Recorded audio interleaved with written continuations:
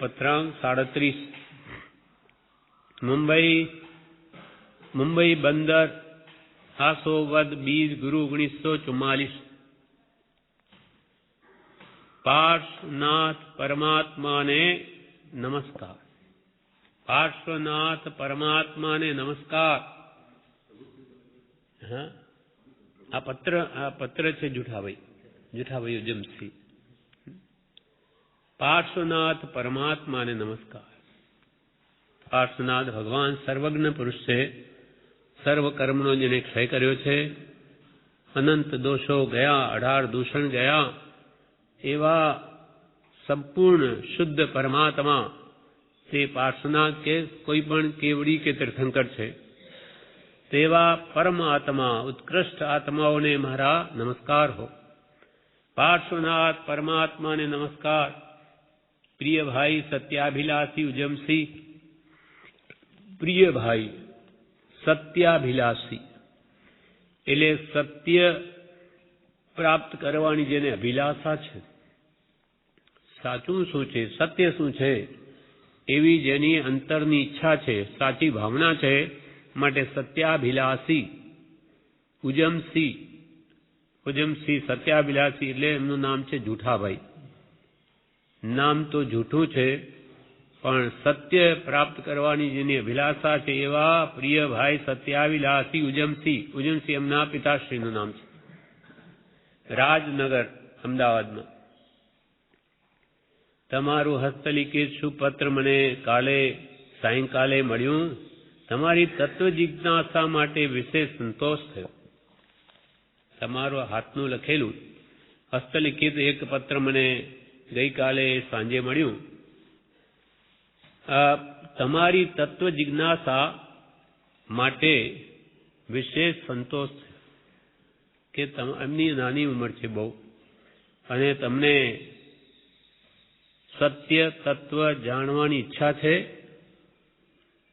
એટલે વસ્તુનું વાસ્તવિક સ્વરૂપ જાણવાની તમારી ભાવના છે, તે જાણીને એમને પરમ સંતોષ ભાવ ઉત્પન્ન થયો છે.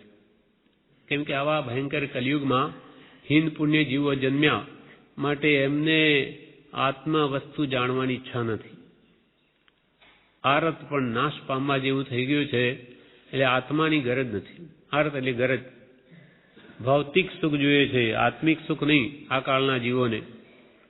એટલે તમારી આવા ભયંકર કલિયુગમાં ને પોતે પાછા આવા શેઠ કુલમાં ઉત્પન્ન થયેલા છે, છતાં પણ એવી તત્વ જાણવાની તમારી જિજ્ઞાસાને જાણી અને પરમ સંતોષ થયો છે. અમારા આત્માને પરમ સંતુષ્ટ ભાવ ઉપજે છે કે હો તમારી એવી શ્રેષ્ઠ કામના છે. જેવી ભાવના હોય તે પ્રમાણે તેનું વર્તન હોય.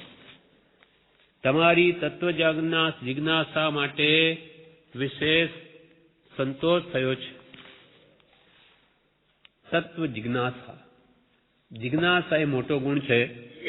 એના વિશે કૃપાલદેવ પત્રાંક 135 લખે છે જિજ્ઞાસા વિશે કે મુમુક્ષુતાના અંશોએ ગ્રહાયેલું તમારું હૃદય પરમ સંતોષ આપે છે. અનાદિ કાળનું પરિભ્રમણ હવે સમાપ્તતાને પામે એવી જિજ્ઞાસા એ પણ એક કલ્યાણ જ છે. કોઈ એવો અથાયોગ્ય સમય આવી રહેશે કે જ્યારે ઇચ્છિત વસ્તુની પ્રાપ્તિ થઈ રહેશે. કૃપાલદેવ 135 પત્રમાં ત્રિભુવનભાઈ અંબાલાલ ખંભાતવાળા ઉપર લખે છે, એમાં જણાવે છે કે મુમુક્ષુતાના અંશોએ ગ્રહાયેલું તમારું હૃદય. જિજ્ઞાસા સત પામવાની કોની હોય? મુમુક્ષુ હોય તે. અને મુમુક્ષુતા કોને કહી? તો કે સર્વ પ્રકારની મોહાશક્તિથી મૂંઝાઈ એક મોક્ષને વિશે જ યત્ન કરવો તે મુમુક્ષુ. માત્ર મોક્ષ અભિલાષ જેને છે તે જ ખરેખર મુમુક્ષુ છે. તો આવા મુમુક્ષુતાના અંશ તમારા અંદર પ્રગટ થયા તો એ જાણીને અમારું હૃદય પરમ સંતોષ પામે છે. મુમુક્ષુતાના અંશોએ ગ્રહાયેલું તમારું હૃદય પરમ સંતોષ આપે છે. અનાદિ કાળનું પરિભ્રમણ હવે સમાપ્તતાને પામે એવી જિજ્ઞાસા એ પણ એક કલ્યાણ છે કે અનાદિકાલથી આપણે ચાર ગતિમાં રજડીએ છીએ, તો હવે આ જન્મ જરા મરણનું દુઃખ સર્વકાળને માટે નાશ પામે એવી તમારી ભાવના, એ ખરી તત્વ જિજ્ઞાસા છે. તો એ પણ એક કલ્યાણ છે. કલ્યાણની શરૂઆત થઈ, તમને કલ્યાણ પ્રાપ્ત કરવાની ભાવના ઉત્પન્ન થઈ, તો તમારું અનાદિકાળનું પરિભ્રમણ હવે અટકે, સમાપ્તતાને પામે એવી જિજ્ઞાસા, કશાયની ઉપશાંતતા થઈ, એટલે એવી ભાવના ઉત્પન્ન થઈ. માત્ર મોક્ષ વિલાસ ભવે ખેદ અંતરદયા તે કહીએ જિજ્ઞાસ. આવી જિજ્ઞાસા તમને થઈ તો તે જિજ્ઞાસુ જીવને થાય સદગુરુ બોધ, તો પામે સમકીતને વર્તે અંતર શોધ. એવી તમારી સાચી અંતરની ભાવના આ જન્મમરણથી મુક્ત થવાની થઈ છે, તો તમને જરૂર તે અવસર પ્રાપ્ત થશે. કોઈ એવો યથાયોગ્ય સમય આવી રહેશે કે જ્યારે ઈચ્છિત વસ્તુની પ્રાપ્તિ થઈ રહેશે, એટલે અનાદિકાળનું પરિભ્રમણ જરૂર નાશ પામશે. એમ તમારી ભાવના છે તો એનું ફળ જરૂર આવશે. એટલે અહીંયા પણ તત્વ જિજ્ઞાસા માટે કહ્યું, તમારું હસ્તલિખિત શુભપત્ર મને કાલે સાયંકાલે મળ્યું. તમારી તત્વ જિજ્ઞાસા માટે વિશેષ સંતોષ થયો. એટલે કૃપાલદેવ આ કાવ્ય આપણે એમ બોલીએ છીએ કે તમને ધર્મ તત્વ જાણવાની જિજ્ઞાસા ઉત્પન્ન થઈ, તો હું તમને ખૂબ પ્રેમપૂર્વક જણાવું. ધર્મ તત્વ જો પૂછ્યું મને તો સંભળાવું સ્નેહે તને. ધર્મ તત્વ જો પૂછ્યું મને તો સંભળાવું સ્નેહે તને. ધર્મ તત્વ મને પૂછ્યું તો તને સ્નેહપૂર્વક પ્રેમપૂર્વક સંભળાવું. કોને સાંભળવાની ઈચ્છા છે? જગતવાસી મોહમયી જીવોને તો આ વાત રૂચે પણ નહીં. કેમ કે જગત ભગતના રસ્તા જુદા, સૌ સૌમાં તલ્લીન હો, એકબીજાને ગાંડા માને જાણે અક્કલહીન હો. જગતવાસી ભગતવાસીને આકાશ પાતાળનું અંતર છે. જગતના ઇન્દ્રિય સુખમાં માનનારો, જેને આવી આત્માની વાત ગમે નહીં. જગત ને ભગતના રસ્તા જુદા, પશ્ચિમ પૂર્વનો તફાવત છે. સૌ સૌમાં તલ્લીન, જગતવાસી જગતના ભૌતિક સુખમાં તલ્લીન અને આત્માર્થી આત્મ સુખમાં તલ્લીન, એકબીજાને ગાંડા માને. જગતવાસી જીવ ભગતને કેવો માને? ગાંડો છે. આવી બધી મનુષ્ય જન્મ મળ્યો, બધી સામગ્રી મળી, છતાંય ભોગવતો નથી, મૂર્ખ છે. જગતવાસી ભગતને ગાંડો કહે, જ્યારે ભગત શું કહે કે આ જગતના લોકો ગાંડા છે, કે આવી અદભુત સામગ્રી માનવ દેહમાં જ મળે તો પણ જે ધર્મ ન કરે અને તુચ્છ એવા ઇન્દ્રિય સુખ અનંત વાર ભોગ્યા એના પાછળ જ પડ્યો છે, એટલે આ ગાંડો છે. મોહનું નમતપણું, ગાંડપણ. એટલે જગત જીવ ભગતને ગાંડો માને ને ભગત જગત જીવને ગાંડો માને. જગત ભગતના રસ્તા જુદા, સૌ સૌમાં તલ્લીન અહો, એકબીજાને ગાંડા માને જાણે અક્કલહીન અહો. પેલો કે આમાં અક્કલ નથી, પેલો કે આમાં અક્કલ નથી. એમ અહીંયા કહ્યું કે તમારી એવી તત્વ જિજ્ઞાસા સ્વરૂપ જાણવાની ઉત્પન્ન થઈ છે, એથી અમને વિશેષ સંતોષ ભાવ ઉત્પન્ન થયો છે. તો તમને કલ્યાણ થવાનો અવસર પણ પ્રાપ્ત થશે. હવે આગળ કૃપાલદેવ લખે છે જુઠાભાઈને, જગતને રૂડું દેખાડવા અનંત વાર પ્રયત્ન કર્યું, તેથી રૂડું થયું નથી. કેમ કે પરિભ્રમણ અને પરિભ્રમણના હેતુઓ હજુ પ્રત્યક્ષ રહ્યા છે. જગતને રૂડું દેખાડવા, જગતને સારું કેમ લાગે, દુનિયા આપણને મોટા કહે અથવા મહાત્મા કહે, કોઈ રીતે આપણી પ્રશંસા કરે, એવું દેખાડવા માટે આ જીવે અનંત વાર પ્રયત્ન કર્યો, છતાં રૂડું થયું નથી. રૂડું કોનું થવું જોઈએ? આત્માનું તો હજુ સુધી રૂડું થયું નથી. અનંતવાર પ્રયત્ન કર્યા. કેવા પ્રયત્ન કર્યા તે વિશે કૃપાલદેવ પત્રાંક 729 કહે છે, લોક દ્રષ્ટિમાં જે વાતો કે વસ્તુઓ મોટાઈવાળી મનાય છે તે વાતો અને વસ્તુઓ કઈ કે લોકો આપણને મોટા કેમ ગણે, હોશિયાર કેમ ગણે, તે જે જગતવાસી જીવોએ માન્ય રાખ્યું છે તે આ વસ્તુઓ છે. એમાં જીવ પોતાની મોટાઈ માને, પૌદ્ગલિક મોટાઈ માને. લોક દ્રષ્ટિમાં જે વાતો કે વસ્તુઓ મોટાઈવાળી મનાય છે તે વાતો અને વસ્તુઓ શું છે? જેમ જગતવાસી સુખી કોને કહે? મકાન હોય, બંગલો હોય, ગાડી હોય, પૈસા હોય, તો કે એ તો બહુ સુખી છે. કૃપાલ કે એનું અંતઃકરણ જાણે, સુખ છે કે દુઃખ છે, એ કેટલી ઉપાધિ ભોગવે છે તો એનું મન જાણે છે. ચક્રવર્તી કે ઇન્દ્રના હૃદયમાં પ્રવેશ કર્યો તે પણ બિચારો બહુ દુઃખી હતો. કેમ કે જ્યાં ઉપાધિ છે ત્યાં અનાથતા છે. નિરુપાધિમય જીવન સુખનું કારણ છે, પણ આ જીવ અજ્ઞાનવશ મિથ્યાત્વથી આ ત્રિવિધ તાપાગ્નિને સુખ માને છે. એટલે કે લોક દ્રષ્ટિમાં જે વસ્તુઓ મોટાઈવાળી મનાય તે કઈ અહીંયા કે છે તો કે શોભાયમાન ગૃહાદિ આરંભ, અનેક પ્રકારના આરંભ કરી, હિંસાના કામો કરી અને ગ્રહ એટલે ઘર બાંધે. શોભાયમાન ગ્રહ, મારું ઘર એકદમ શોભા પામવું જોઈએ. લોકો પણ વખાણે કે મારો બંગલો કેવો છે. બ્રહ્મચારી એના પર એક પાઠ લખ્યો છે પ્રવેશિકામાં કે મારો બંગલો કેવો છે. બંગલો બાંધીને પછી એવી ઈચ્છા રહે કે લોકો આવે, જુએ ને મારી પ્રશંસા કરે. જેમ પેલા ટાટા જમશેદજી આ શતાવધાન કૃપાલદેવ મુંબઈમાં કર્યા, તેથી પ્રસંગમાં આવ્યા એટલે પોતે પણ એમને પોતાના ઘરે લઈ ગયા અને પોતાનો બંગલો બતાવે.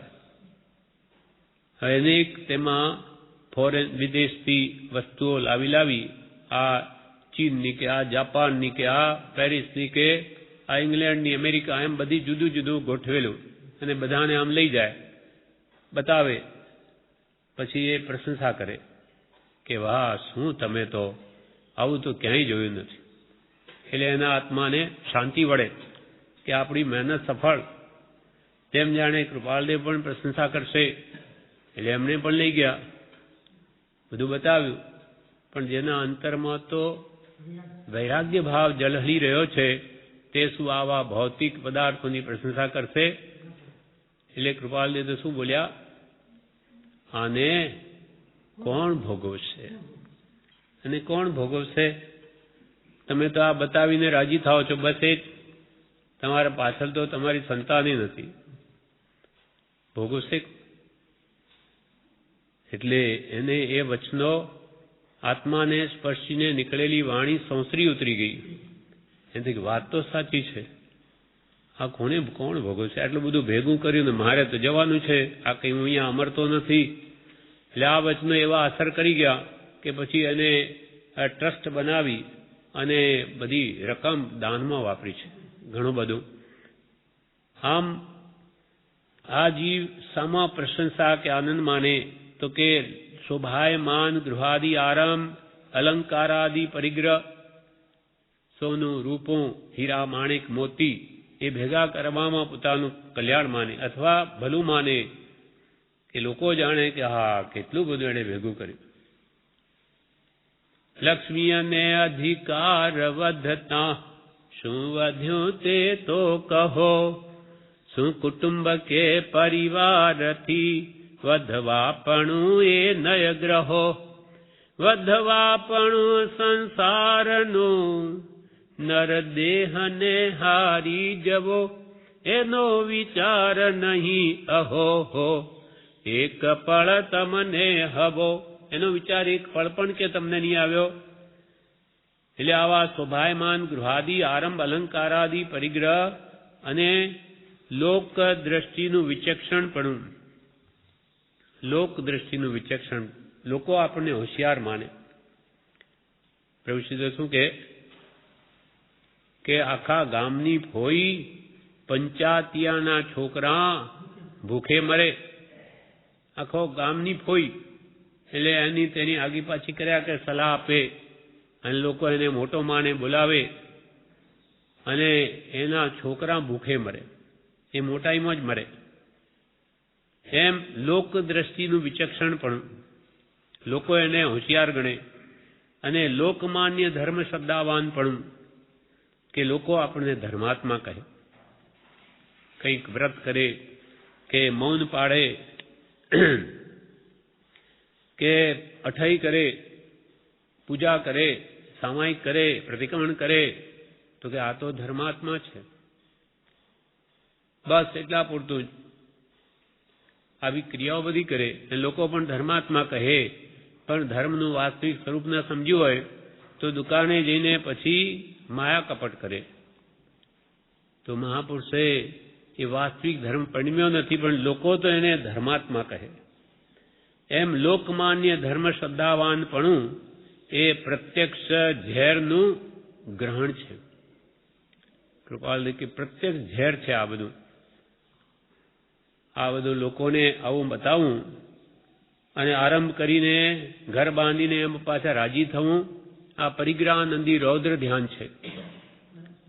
હિંસાનંદી, પહેલા તો હિંસાનંદી, પછી મૃષાનંદી, ચોર્યાનંદી, એ પરિગ્રહાનંદી. આ ત્રણ તો સમજાય કે ભાઈ હિંસા કરવું એ પાપ છે, એ તો બધા કહે.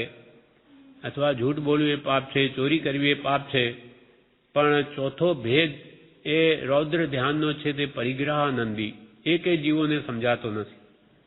એટલે પરિગ્રહ મેળવીને આનંદ માને તે જીવ પણ નરકમાં જાય. પહેલો ભેદ તો હિંસા કરીને આનંદ માને, સૈનિક રાજાની જેમ, તે નરકમાં નરગતિ બંધાણી. હિંસાનંદી, હિંસા કરીને આનંદ માનવો, હિંસાનંદી. ચોરી કરીને આનંદ માનવો, ચોર્યાનંદી. ચોરી કરીને મારા જેવો કેટલો હોશિયાર, જો ખબર જ ન પડી, બધું લૂંટીને આવ્યો કે નહીં. અથવા જૂઠ બોલીને આનંદ માને કે હું કેવો હોશિયાર, કે કેવા એ લોકોને બનાવી દીધા. આ બધા રૌદ્ર ધ્યાનના પ્રકાર છે. પણ પરિગ્રહાનંદી રૌદ્ર ધ્યાન એ પણ નરકમાં લઈ જાય, એ કે જીવોને નથી સમજાતું. કે આમાં શું, મેં તો કમાવ્યો છે એમાં, પણ એમાં અંતરથી જે આનંદ થાય તો એ નરક ગતિનું કારણ બને છે. એટલે કૃપાલદેવે અહીંયા કહ્યું કે આવા ગ્રહાદિ આરંભ, અલંકારાદિક પરિગ્રહ, લોક દ્રષ્ટિનું વિચક્ષણપણું, લોકમાન્ય ધર્મ શ્રદ્ધાવાનપણું આ પ્રત્યક્ષ ઝેરનું ગ્રહણ છે. પ્રત્યેક ઝેર પીએ તો શું થાય? મરી જાય. આ પ્રત્યેક ઝેરનું ગ્રહણ છે. એમાં યથાર્થ જણાયા વિના ધારો છો તે વૃત્તિનો લક્ષ ન થાય. એમ તમને કે આ વાત બરોબર નહીં જણાય ત્યાં સુધી તમે ધારો છો એ વૃત્તિનો લક્ષ ન થાય, આત્માર્થનો લક્ષ ન થાય. કેમ કે લયું સ્વરૂપ ન વૃત્તિનું અને ગ્રહ્યું વ્રત અભિમાન. ગ્રહે નહીં પરમાર્થને લેવા લૌકિક માન. આ લોકો મને મોટો કહે એ માન મોટાઈ લેવા માટે આ બધું ગમે તે કરે, પણ સ્વરૂપ વૃત્તિનું સ્વરૂપ શું છે એ હજુ ખબર જ નથી. વૃત્તિઓ બહાર જ ભટકે છે. લયું સ્વરૂપ ન વૃત્તિનું અને પાછું ગ્રહ્યું વ્રત અભિમાન, અને પાછો કે અમે તો વ્રતિ છીએ. મન તો બહાર ભટકે, વૃત્તિ તો સંયમમાં આવી નહીં અને વૃત્તિ કહેવાના બહારથી. ગ્રહ્યું પાછું વ્રત અભિમાન. ગ્રહે નહીં પરમાર્થને તે ગ્રહણ ન કરી શકે. કેમ કે લેવા લૌકિક માન. આ લૌકિક માન મોટાઈ મેળવવા માટે આ બધું કર્યું. એટલે કૃપાલ કે પૌદ્ગલિક મોટાઈ છે તેટલા હલકા સંભવે. એમ યથાર્થ જણાયા વિના ધારો છો તે વૃત્તિનો લક્ષ ન થાય. પ્રથમ તે વાતો અને વસ્તુઓ પ્રત્યે ઝેર દ્રષ્ટિ આવી કઠણ દેખી કાયર ન થતા પુરુષાર્થ કરવો યોગ્ય છે. એકદમ આ ભાવો કંઈ શમે નહીં, પણ તે પ્રત્યે ઝેર દ્રષ્ટિ રાખશો તો કાલે કરીને જરૂર તેમાં સિદ્ધિ પ્રાપ્ત થશે. એટલે અહીંયા કૃપાલદેવે જુઠાભાઈને લખ્યું, જગતને રૂડું દેખાડવા. આવા અનેક કામ કર્યા જગતને રૂડું દેખાડવા અનંત વાર પ્રયત્ન કર્યો. એક વાર નહીં, લાખ વાર નહીં, અસંખ્યાત નહીં, અનંત વાર. કેમ કે અનંત કાળથી આપણો આત્મા સંસારમાં છે એ પરિગ્રહ સંજ્ઞા પડેલી જ છે અંદર. એટલે જગતને રૂડું દેખાડવા અનંત વાર પ્રયત્ન કર્યો, પણ તેથી રૂડું થયું નથી આત્માનું હજુ.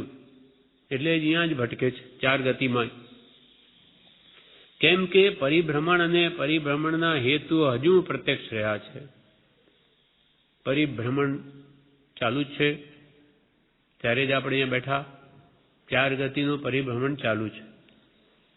અને પરિભ્રમણને પરિભ્રમણ થવાના હેતુઓ, કારણો તે કયા છે? રાગ, દ્વેષ અને અજ્ઞાન. રાગ, દ્વેષ, અજ્ઞાન એ મુખ્ય કર્મની ગ્રંથ થાય નિવૃત્તિ જેહથી તે જ મોક્ષનો પંથ. મોક્ષનો માર્ગ કયો? રાગ, દ્વેષ, અજ્ઞાન જાય તો ગમે તે સ્થિતિમાં, ગમે તે વેશમાં, ગમે તે દેશમાં જીવનો મોક્ષ થાય. પણ રાગ દ્વેષ ન છોડે, મિથ્યાત્વ ન છોડે તો ઊભો સુકાઈ જાય તોય કંઈ ન વળે, તોય કલ્યાણ ન થાય. એટલે રાગદ્વેષના કારણો, એ જે પરિભ્રમણના કારણો રાગ, દ્વેષ ને અજ્ઞાન એટલે મિથ્યાત્વ, એ તો હજુ એમને એમ રહ્યું. તો પછી આત્માનું હિત કે ક્યાંથી થાય? કેમ કે પરિભ્રમણ ને પરિભ્રમણના હેતુ હજુ પ્રત્યક્ષ રહ્યા છે. એક ભાવ જો આત્માનું રૂડું થાય તેમ વ્યતીત કરવામાં જશે તો અનંત ભવનું સાટું વળી રહેશે, એમ હું લઘુત્વ ભાવે સમજ્યો છું. લઘુત્વ ભાવે, નિરભિમાનપણે જેમ છે તેમ કૃપાળ રીતે હું કહું છું કે એક ભાવ તમારો આ માનવ દેહનો આત્માનું રૂડું થાય. જગતને તો રૂડું કંઈ બતાવવાથી થયું નહીં. હવે સાચું આત્માનું રૂડું કેવી રીતે થાય? એ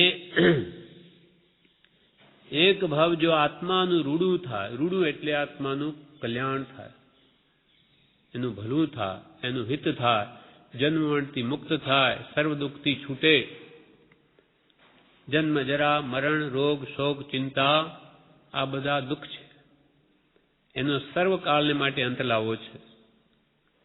તો એક ભાવ જો આત્માનું રૂડું થાય એમ વ્યતીત કરવામાં જશે, એક ભાવ માત્ર આત્મા અર્થે ગાળશે તો અનંત ભાવનું સાટું વળી રહેશે. અનંત ભાવ, પ્રવાલ કે અનંત ભાવ એક ભાવમાં ટાળવા છે. રાત થોડીને વેશ ઘણા, એક ભાવમાં અનંત ભાવ ટાળવા છે. ટાળે છે મહાપુરુષો.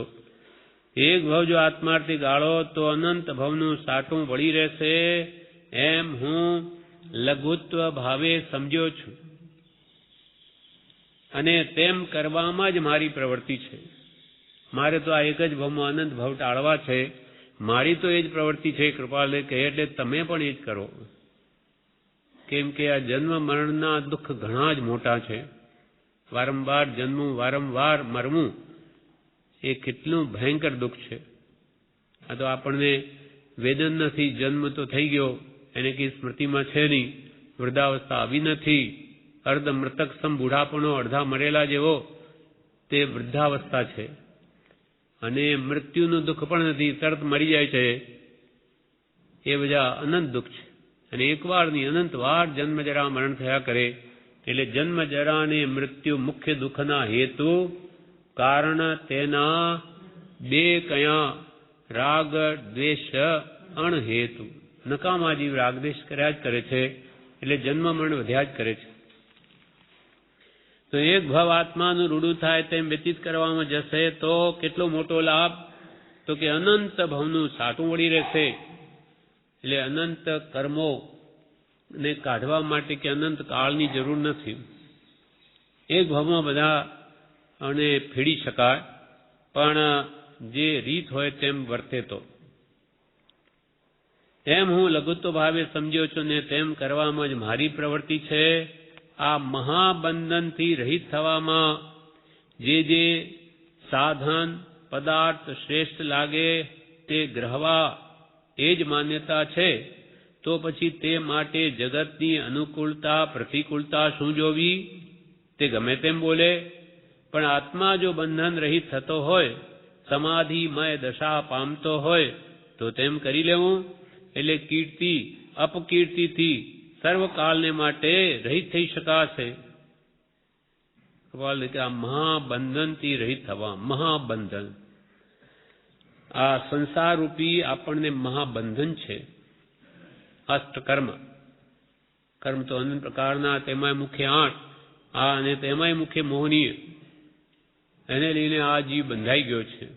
એને 8 સાંકળોથી આપણને નહીં બાંધી દીધો હોય, એમાં એવો બંધાયેલો છે કે છૂટી શકતો નથી.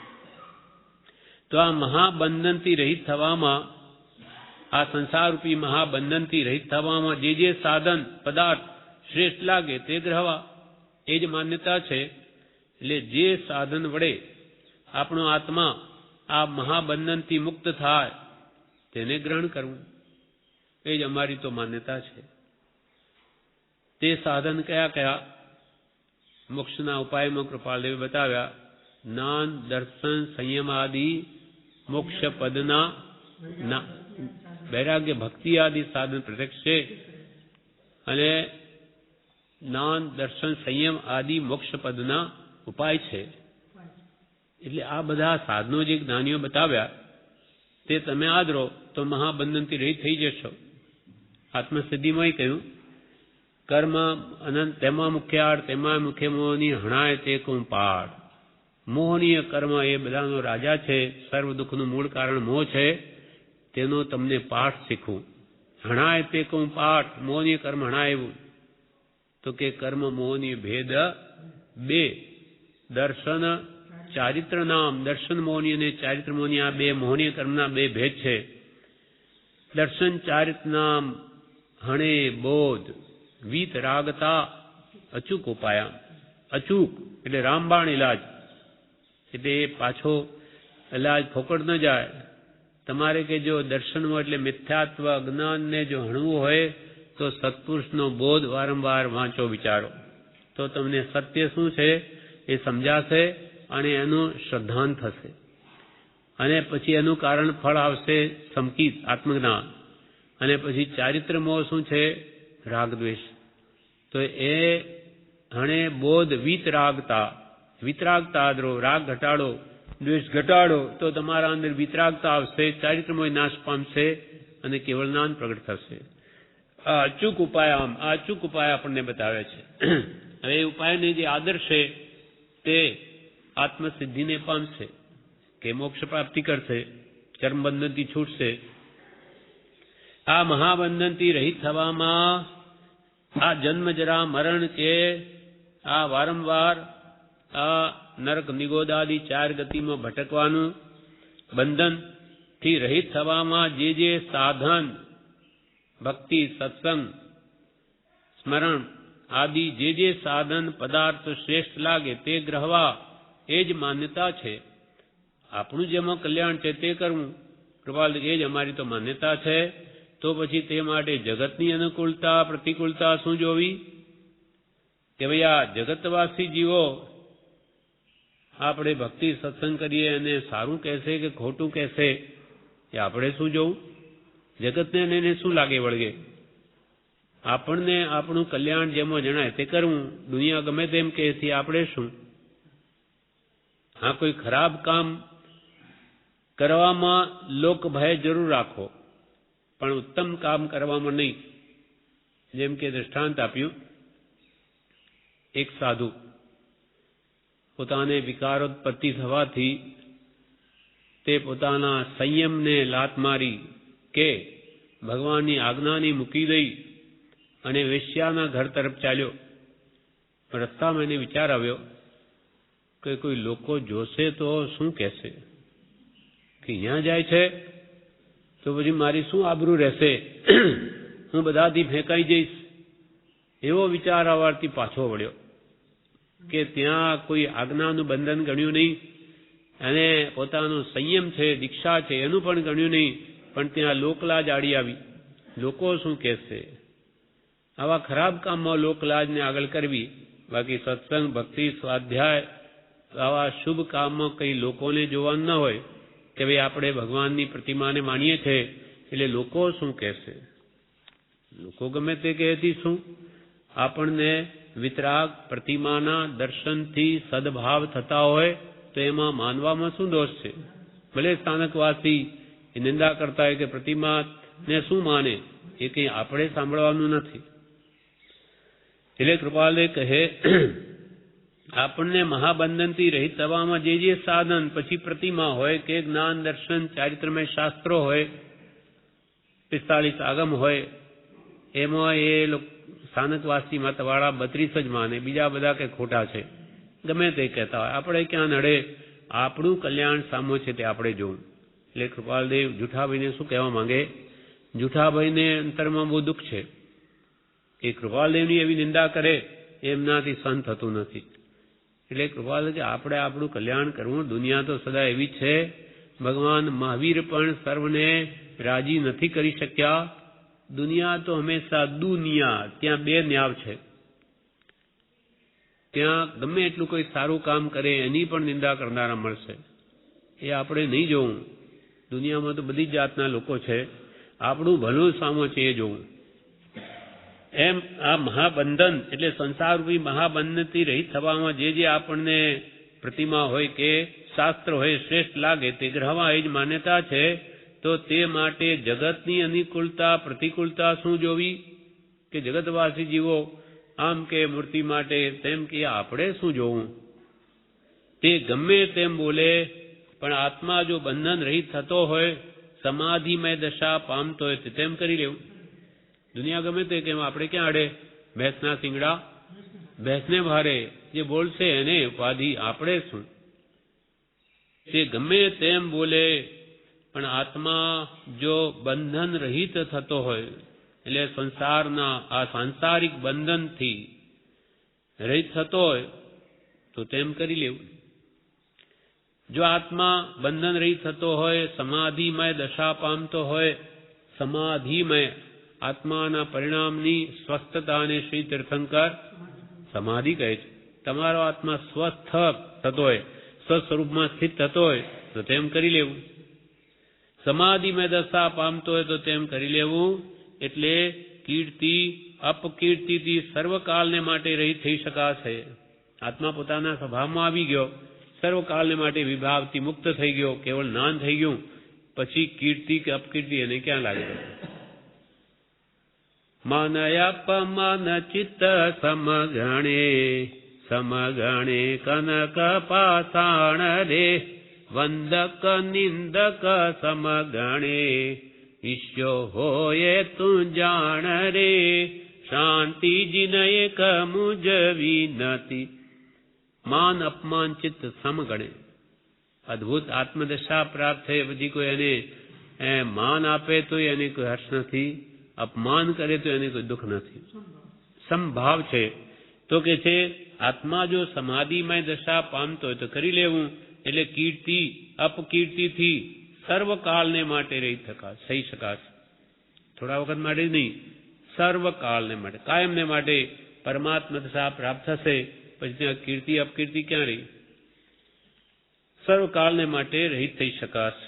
આવી રીતે અનેક પ્રકારનો બોધ આપણને કૃપાલદેવ આ પત્ર મારફત આપે છે. હવે એક પેરેગ્રાફ આપણે વાંચ્યો, વિશેષ આગળનું આવતીકાલ. વચનામૃત પત્રાંક 37 મુંબઈ બંદર આસોબદ બીજ ગુરુ 1944. પાર્શ્વનાથ પરમાત્માને નમસ્કાર. કૃપાલદેવે આ પત્ર જુઠાભાઈ ઉજ્જૈનસિંહ ઉપર લખ્યો. એમાં પાર્શ્વનાથ પરમાત્માને નમસ્કાર.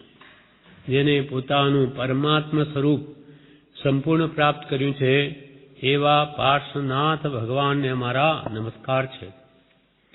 પ્રિય ભાઈ સત્યાભિલાષી ઉજ્જૈનસિંહ રાજનગર, તમારું હસ્તલિખિત શુભ પત્ર મને કાલે સાયંકાલે મળ્યું. તમારી તત્વ જિજ્ઞાસા માટે વિશેષ સંતોષ થયો. તમને આત્મતત્વ જાણવાની જિજ્ઞાસા થઈ છે, તેથી અમને ઘણો જ સંતોષ થયો છે, વિશેષ સંતોષ થયો. મહાપુરુષોને કોઈ પણ પોતાના શુદ્ધ સ્વભાવને પામી સર્વ દુઃખથી મુક્ત થાય તો આમાં એ ઘણા રાજી છે. કૃષ્ણ કે અમારા કરતાં તમે બધા વહેલા મોક્ષે જાઓ, એટલે જન્મ મરણથી મુક્ત થાઓ, સર્વ દુઃખથી છૂટો. એટલે એવી જેની જિજ્ઞાસા ઉત્પન્ન થઈ છે તે મહાપુરુષોને ઘણા જ પ્રિય છે. તે જીવો તમારી તત્વ જિજ્ઞાસા માટે વિશેષ સંતોષ થયો છે. જગતને રૂડું દેખાડવા અનંત વાર પ્રયત્ન કર્યું, તેથી રૂડું થયું નથી. કેમ કે પરિભ્રમણ અને પરિભ્રમણના હેતુઓ હજુ પ્રત્યક્ષ રહ્યા છે. જગત દુનિયાને સારું દેખાડવા તો અનંત વાર અનંત ભવોમાં પ્રયત્ન કર્યો, છતાં હજુ સુધી રૂડું થયું નથી. આત્માનું રૂડું ક્યારે થાય? કે એનું કલ્યાણ થાય, જન્મથી સર્વથા મુક્ત થાય, સર્વ દુઃખોથી, તો એનું કલ્યાણ થાય. પણ હજુ દુઃખથી મુક્ત થયો જ નથી. હજુ તો ચાર ગતિમાં ભટકે, એટલે જ આપણે અહીંયા બેઠા છીએ. એટલે હજુ જન્મ મરણથી મુક્ત થયા નથી. જન્મ્યા છીએ, આ મનુષ્ય ભવનો આ સમય વ્યતીત થઈ રહ્યો છે, પછી વૃદ્ધાવસ્થા આવશે, મરણ આવશે, ફરી જન્મ ફરી મરણ, આવું અનંત કાળથી થયા જ કરે છે. એટલે ગમે એટલું દુનિયાને રૂડું બતાવવાથી કે જન્મથી મુક્ત થવાય નહીં. કેમ કે પરિભ્રમણ અને પરિભ્રમણના હેતુઓ તે રાગ દ્વેષ છે. જન્મ જરા અને મૃત્યુ મુખ્ય દુઃખના હેતુ કારણ તેના બે કયા? રાગ દ્વેષ અણહેતુ. રાગ દ્વેષ જીવ કર્યા કરે છે, એથી એનું પરિભ્રમણ કદી ટળે નહીં. પણ એ છે રાગ દ્વેષ એ ભાવ મરણ છે, અને ભાવ મરણથી ભાવ કર્મ છે. આત્માને ભાવ મરણ રૂપ છે, પણ એ રાગ દ્વેષ એ ભાવ કર્મ છે. અને એથી દ્રવ્ય કર્મનો બંધ થાય, નાના વણિયાદી, અને એના ફળમાં ફરી સંસાર મળે. શરીર, કુટુંબ, ધનાદિનો સંયોગ વિયોગ થયા જ કરે. એટલે આ જીવે હજુ સુધી પરિભ્રમણના જે હેતુઓ છે, રાગ દ્વેષ અજ્ઞાન એ મુખ્ય કર્મની ગ્રંથ, તે હજુ પ્રત્યક્ષ ઉભા છે, આપણા અંદરમાંથી ગયા નથી. આપણને સર્વને અનુભવ છે. હવે એક ભાવ જો આત્માનું રૂડું થાય તેમ વ્યતીત કરવામાં જશે તો અનંત ભાવનું સાટું મળી રહેશે. એક ભાવ તમારા આત્મા માટે ગાળો, અનંત ભાવ. આ સંસારના ભોગોમાં ગાળ્યા છતાં ભોગોની તૃષ્ણા શમી નહીં, ઉડતી વધે છે. એટલે એક ભાવ જો આત્માનું રૂડું થાય એમ વ્યતીત કરવામાં જો જશે તો તમારા અનંત ભાવનું સાટું મળી રહેશે. અનંત ભાવ પછી લેવા ન પડે, એક ભાવ આત્માર્થે ગાળી દો. એમ હું લઘુત્વ ભાવે સમજ્યો છું, એમ મને સમજાણું છે. પણ નિરભિમાનપણે તમને પણ આ વાત જણાવું છું. એમ હું લઘુત્વ ભાવે સમજ્યો છું, અને તેમ કરવામાં જ મારી પ્રવૃત્તિ છે. એટલે અનંત ભવનું સાટું વાળવામાં જ મારી પ્રવૃત્તિ છે. આ મહાબંધનથી રહિત થવામાં જે સાધન પદાર્થ શ્રેષ્ઠ લાગે તે ગ્રહવા, એ જ માન્યતા છે. મહાબંધન, આ જીવ અનંત કર્મોથી બંધાયેલો છે, તેથી આ સંસાર ઉભો થયો. એટલે સંસાર એ જીવને મહાબંધન રૂપ છે. આ મહાબંધનથી રહિત થવામાં જે સાધન પદાર્થ શ્રેષ્ઠ લાગે, આ પ્રતિમા સંબંધી વાત હતી. જો કે પ્રતિમા વિતરાગ મુદ્રા કે વિતરાગ આનું આપેલું જ્ઞાન, સમ્યક જ્ઞાન, અહો શ્રી સત્પુરુષ કે વચનામૃતમ જગહિત કર્મ કે મુદ્રા, વિતરાગ મુદ્રા, હરુસત સમાગમ, આ ત્રણેય વસ્તુ જીવને સર્વ દુઃખથી મુક્ત કરવામાં સમર્થ છે.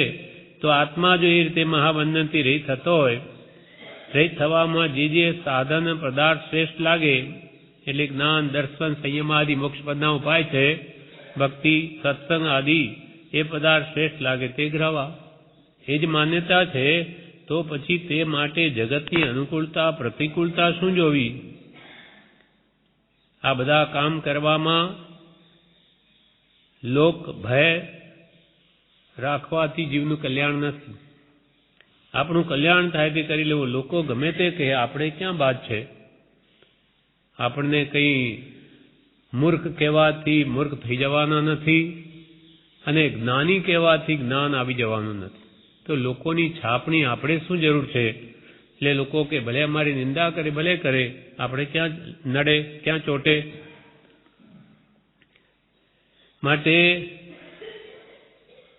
આ મહાબંધનથી રહિત થવામાં જે પદાર્થ શ્રેષ્ઠ લાગે તે ગ્રહવા એ જ માન્યતા છે. તો પછી તે માટે જગતની અનુકૂળતા પ્રતિકૂળતા શું જોવી?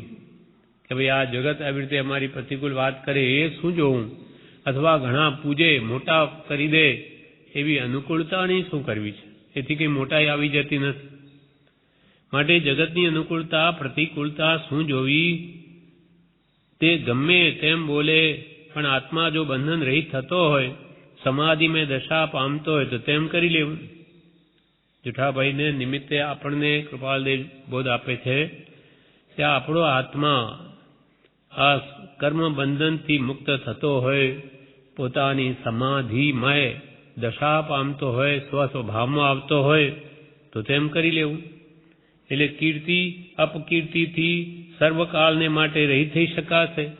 એકવાર સંપૂર્ણપણે આત્મા પોતાના સ્વભાવમાં આવી જાય, વિભાવથી મુકાઈને સ્વભાવમાં આવવું એ જ્ઞાનીની પ્રધાન આજ્ઞા છે. જો એ થઈ જાય તો પછી કીર્તિ અપકીર્તિ ક્યાં રહી? આત્માને સ્વભાવમાં આવ્યા પછી માન અપમાન તેને બધું સમ થઈ જાય છે. એટલે કીર્તિ અપકીર્તિથી સર્વકાળને માટે આ ભાવ જ નહીં, સર્વકાળને માટે માન અપમાનથી આત્મા રહિત થઈ જશે.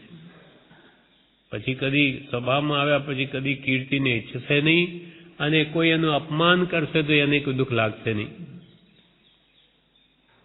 એમ એટલે કીર્તિ અપકીર્તિથી સર્વકાળને માટે રહિત થઈ શકાશે. આ પ્રમાણે અહીંયા સુધી કાલે આપણે વાંચેલું. હવે આગળ અત્યારે બીજો પેરેગ્રાફ. અત્યારે એ વગેરે એમના પક્ષના લોકોના જે વિચારો મારા માટે પ્રવર્તે છે તે મને ધ્યાનમાં સ્મૃત છે, પણ વિસ્મૃત કરવા એ જ શ્રેયસ્કર છે. જુઠાભાઈ લખ્યું કે તમારી નિંદા કરે છે લોકો, સ્થાનકવાસીઓ, કે તમે પ્રતિમાનું પ્રતિપાદન કરનારા થઈ ગયા, પ્રતિમાની આવશ્યકતા છે એમ કહેતા થયા. એટલે એમને ગમ્યું નહીં. તો કે એ પક્ષના લોકો, પ્રતિમા વિરોધી સ્થાનકવાસી પક્ષના લોકોના વિચારો મારે માટે જે પ્રવર્તે છે તે મને ધ્યાનમાં સ્મૃત છે, મને ધ્યાનમાં છે, મને ખ્યાલમાં છે, પણ વિસ્મૃત કરવા એ શ્રેયસ્કર છે. આપણે શું કામ એ લોકોની ભાવનાને યાદ કરવી, એમના ભાવ એમની પાસે, પણ એ ભાવોને ભૂલવા એ જ શ્રેયસ્કર છે. એમાં આપણું કલ્યાણ છે. સામા વ્યક્તિના નિમિત્તે આપણા પરિણામ શું કામ બગડવા દેવા? સામા વ્યક્તિઓ ગમે તે બોલે, એને ભારે છે કે જે છે તે, એના નિમિત્તે આપણા ભાવ શા માટે બગાડવા?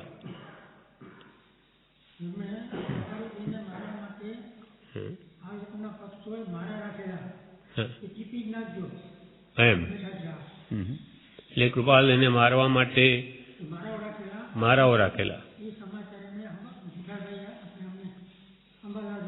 અંબાલાલભાઈ નહીં, જુઠાભાઈએ કૃપાલદેવને કહ્યા છે. હા, એટલે કોને મારી નાખજો? મારા રાખેલા.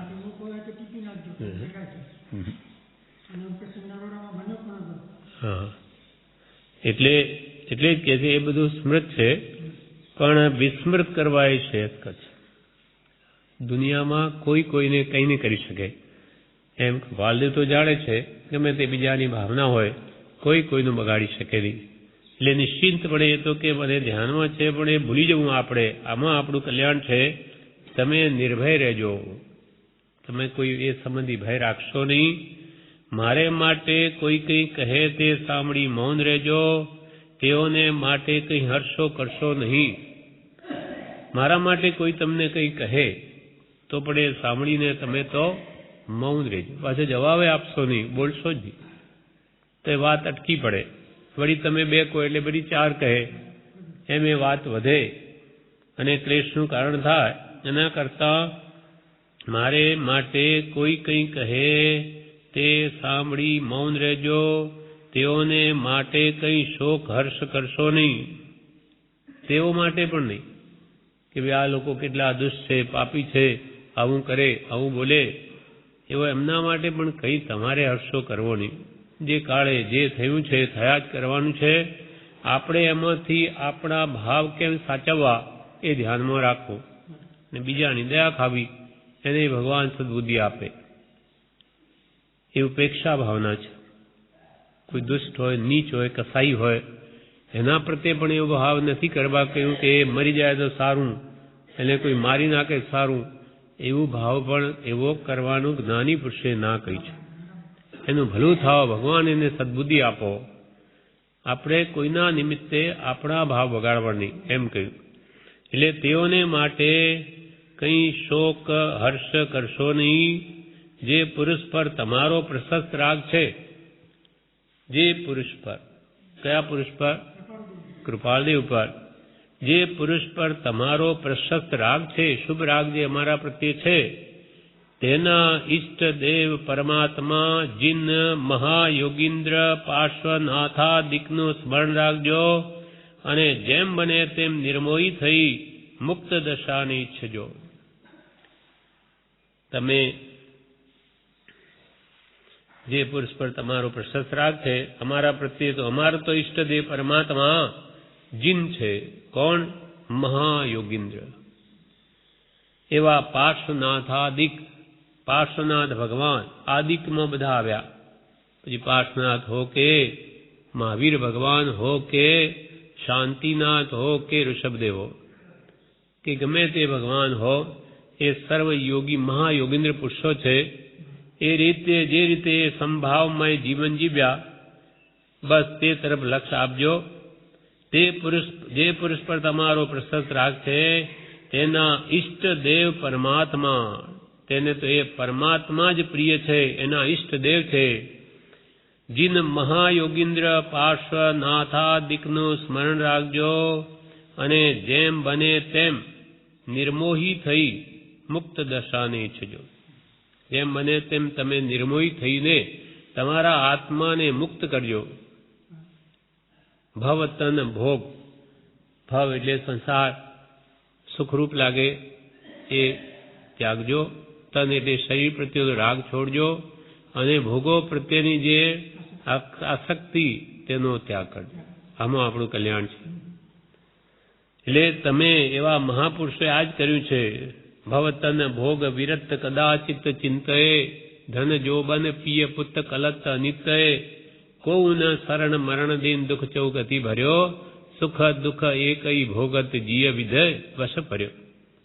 पर्यो विधिवस आन चेतन आन जड़जु कले बरो तन सुचि परते होय आश्रव परिहरे ते संवरो निर्जरा तपबल होय समकित विन सदा त्रिभुवन भम्यो दुर्लभ विवेक विनान कबहू परम धर्म विषे रम्यो.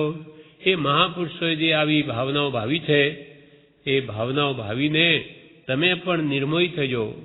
પાર્શ્વનાથથી યોગીઓની આ ભવતન ભોગ વિરત થઈને સંસાર ત્યાગ કરી દો. એવા ભગવાનના શુદ્ધ સ્વરૂપનું ચિંતન કરજો અને તમે પણ ભગવાન જેવો હું પણ નિર્મોહી કેમ થાઉં એમ ભાવના રાખીને એમના જેવી મુક્ત દશાને ઈચ્છજો. જીવિતવ્ય કે જીવન પૂર્ણતા સંબંધી કંઈ સંકલ્પ વિકલ્પ કરશો નહીં.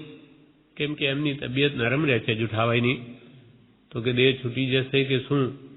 એ જીવિતવ્ય એટલે જીવન સંબંધી કે જીવન પૂર્ણતા કે આયુષ્યમાનો પૂર્ણ થવા આવ્યું હોય મરણ સંબંધી એવી તમે કંઈ પણ સંકલ્પ વિકલ્પ કરશો નહીં.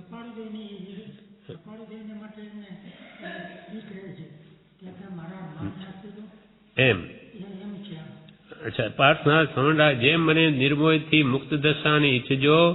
જીવિત હવે કે જીવન પૂર્ણતા સંબંધી કંઈ સંકલ્પ વિકલ્પ કરશો નહીં. હા, હોઈ શકે એમને જો એ મારવા ઈચ્છતા હોય. હા, અચ્છા, એ વાત શામાં આવે છે? એ વાત શામાં આવે? આ તમે ભવાણી. અચ્છા, એટલે માનો કે કૃપાલને મારવા ઈચ્છતા હોય તો કૃપાલ કે અમારા જીવન કે જીવન પૂર્ણતા સંબંધી, હા હોઈ શકે, બરોબર હોઈ શકે એ પણ. અને એમ જૂઠાભાઈની તબિયત નરમ રહેતી હતી, એ પણ ખરું, બે માંથી જે હોય તે. એટલે જીવન અમારું કે તમારું ચર્ચા એમણે સંભળાયું હશે, પોપટભાઈના વખતથી કોઈ વાત સમજાઈ હશે, જાણવામાં આવી હશે. એટલે તમારું કે અમારું જીવતર કે જીવન પૂર્ણ થવા આવ્યું હોય, મરણનો સમય આવી ગયો માની લો, તો પણ એ સંબંધી કંઈ સંકલ્પ વિકલ્પ કરશો નહીં. પણ ઉપયોગ શુદ્ધ કરવા આ જગતના સંકલ્પ વિકલ્પને ભૂલી જજો. આપણે તો કે આ કરવું છે, ઉપયોગ શુદ્ધ કરવા. આવી રીતે આપણે એ મતના લોકોના આવા વિચારો છે મારા પ્રત્યે, એને યાદ કરીને આપણા ઉપયોગને ચંચલ કેમ કરવો? શું કામ અશુભ ભાવમાં જવું? શુભ અશુભ ને શુદ્ધ તે એ બધા મૂકી દઈ શુભ ભાવ કે અશુભ ભાવ, પણ હવે શુદ્ધ ભાવમાં આત્મા કેમ ટકે રહે, એમ કંઈ પણ સંકલ્પ વિકલ્પ જીવન પૂર્ણતા સંબંધી કરશો નહીં, પણ ઉપયોગ શુદ્ધ કરવા આ જગતના સંકલ્પ વિકલ્પને ભૂલી જજો. તમારે કે અમારે બધાને આપણે શુદ્ધ ઉપયોગમાં આવવું છે, એટલે એ વિકલ્પને ભૂલી જજો. કોઈ પણ પ્રકારના આવા સંકલ્પ વિકલ્પ કરશો નહીં. પાર્શ્વનાથાદિક યોગીશ્વરની દશાની સ્મૃતિ કરજો.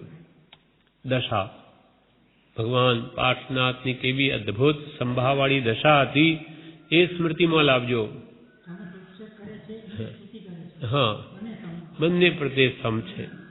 એ જ ભાવ સકલાર્થમાં કહ્યો, કમઠે ધર્ણેન્દ્રે ચ સોચિતમ કર્મ કુર્વતી પ્રભુસ્તુલ્ય મનોવૃત્તિ પાર્શ્વનાથ શ્રેયસ્તુવા. કમઠે ધર્ણેન્દ્રે ચ, કમઠ ને ધર્ણેન્દ્ર, કમઠને ભગવાન પ્રત્યે વેરભાવ છે, એટલે એ ભગવાને મારી નાખવા, ડુબાડી દેવા ઈચ્છે છે વરસાદ વરસાવી. અને ધર્ણેન્દ્ર પદ્માવતી જે નાગ નાગિણીને ઉદ્ધાર કરેલો પાર્શ્વનાથ ભગવાન, તે ભક્તિભાવથી ઉપકારના બદલામાં ભગવાન પાસે આવીને એમને ધર્ણેન્દ્ર ઊંચા ઉપાડી લે છે. નીચે પદ્માવતી નીચે ઊભી રહીને એને ઉપર લઈ લે. તો પાર્શ્વનાથના ભગવાનના મનમાં શું છે? સંભાવ.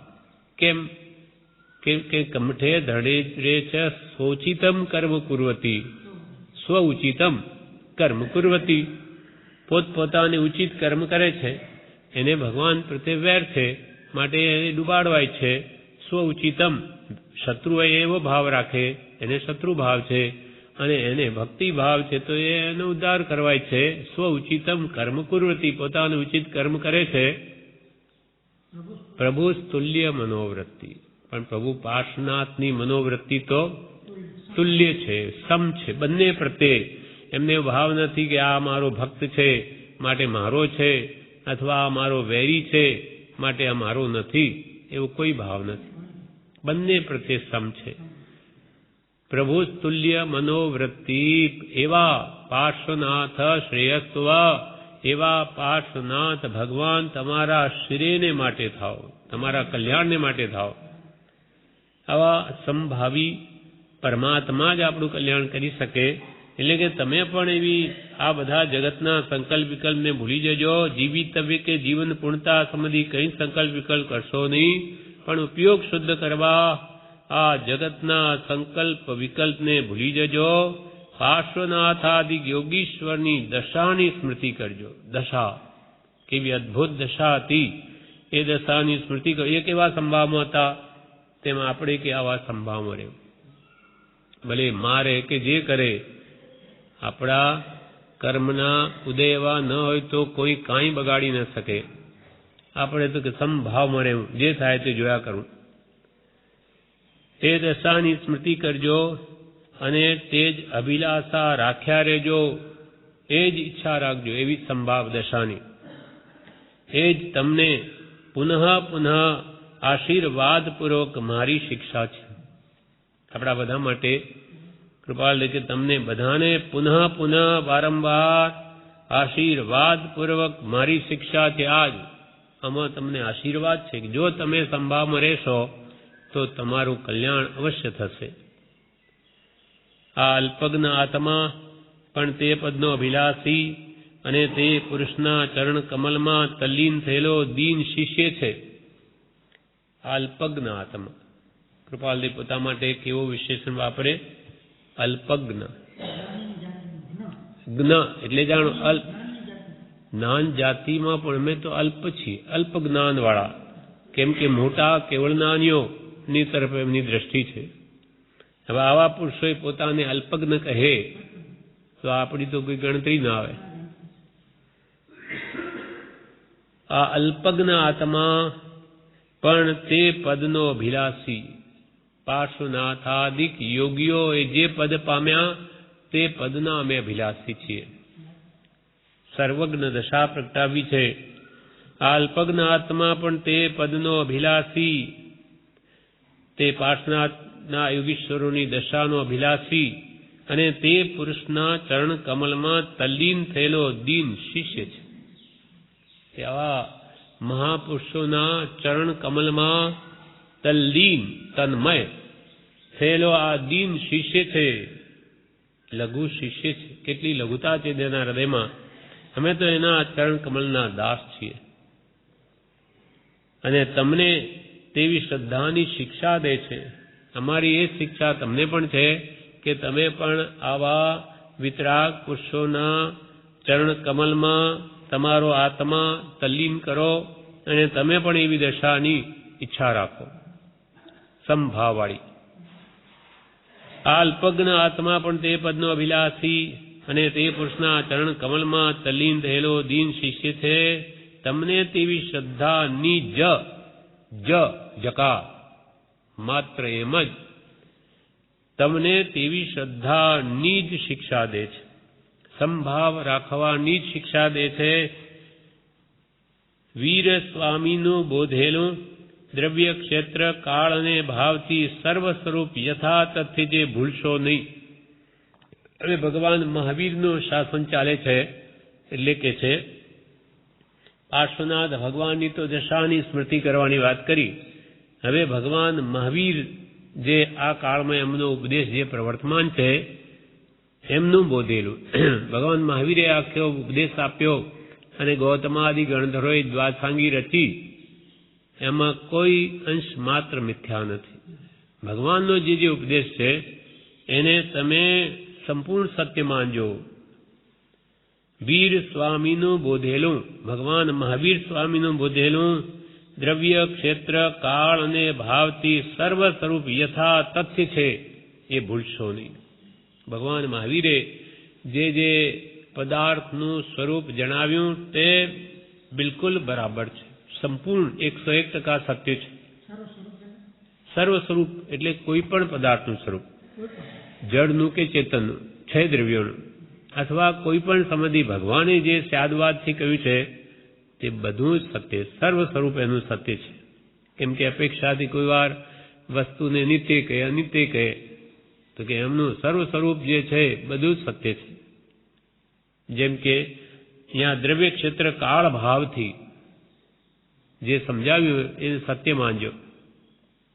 જેમ કે આપણે આલોચના બોલીએ છીએ આત્મા સંબંધી, દ્રવ્ય થકી જીવ એક है, क्षेत्र असंख्य प्रमाण, काल थकी रहे सर्वदा भावे दर्शन ज्ञान.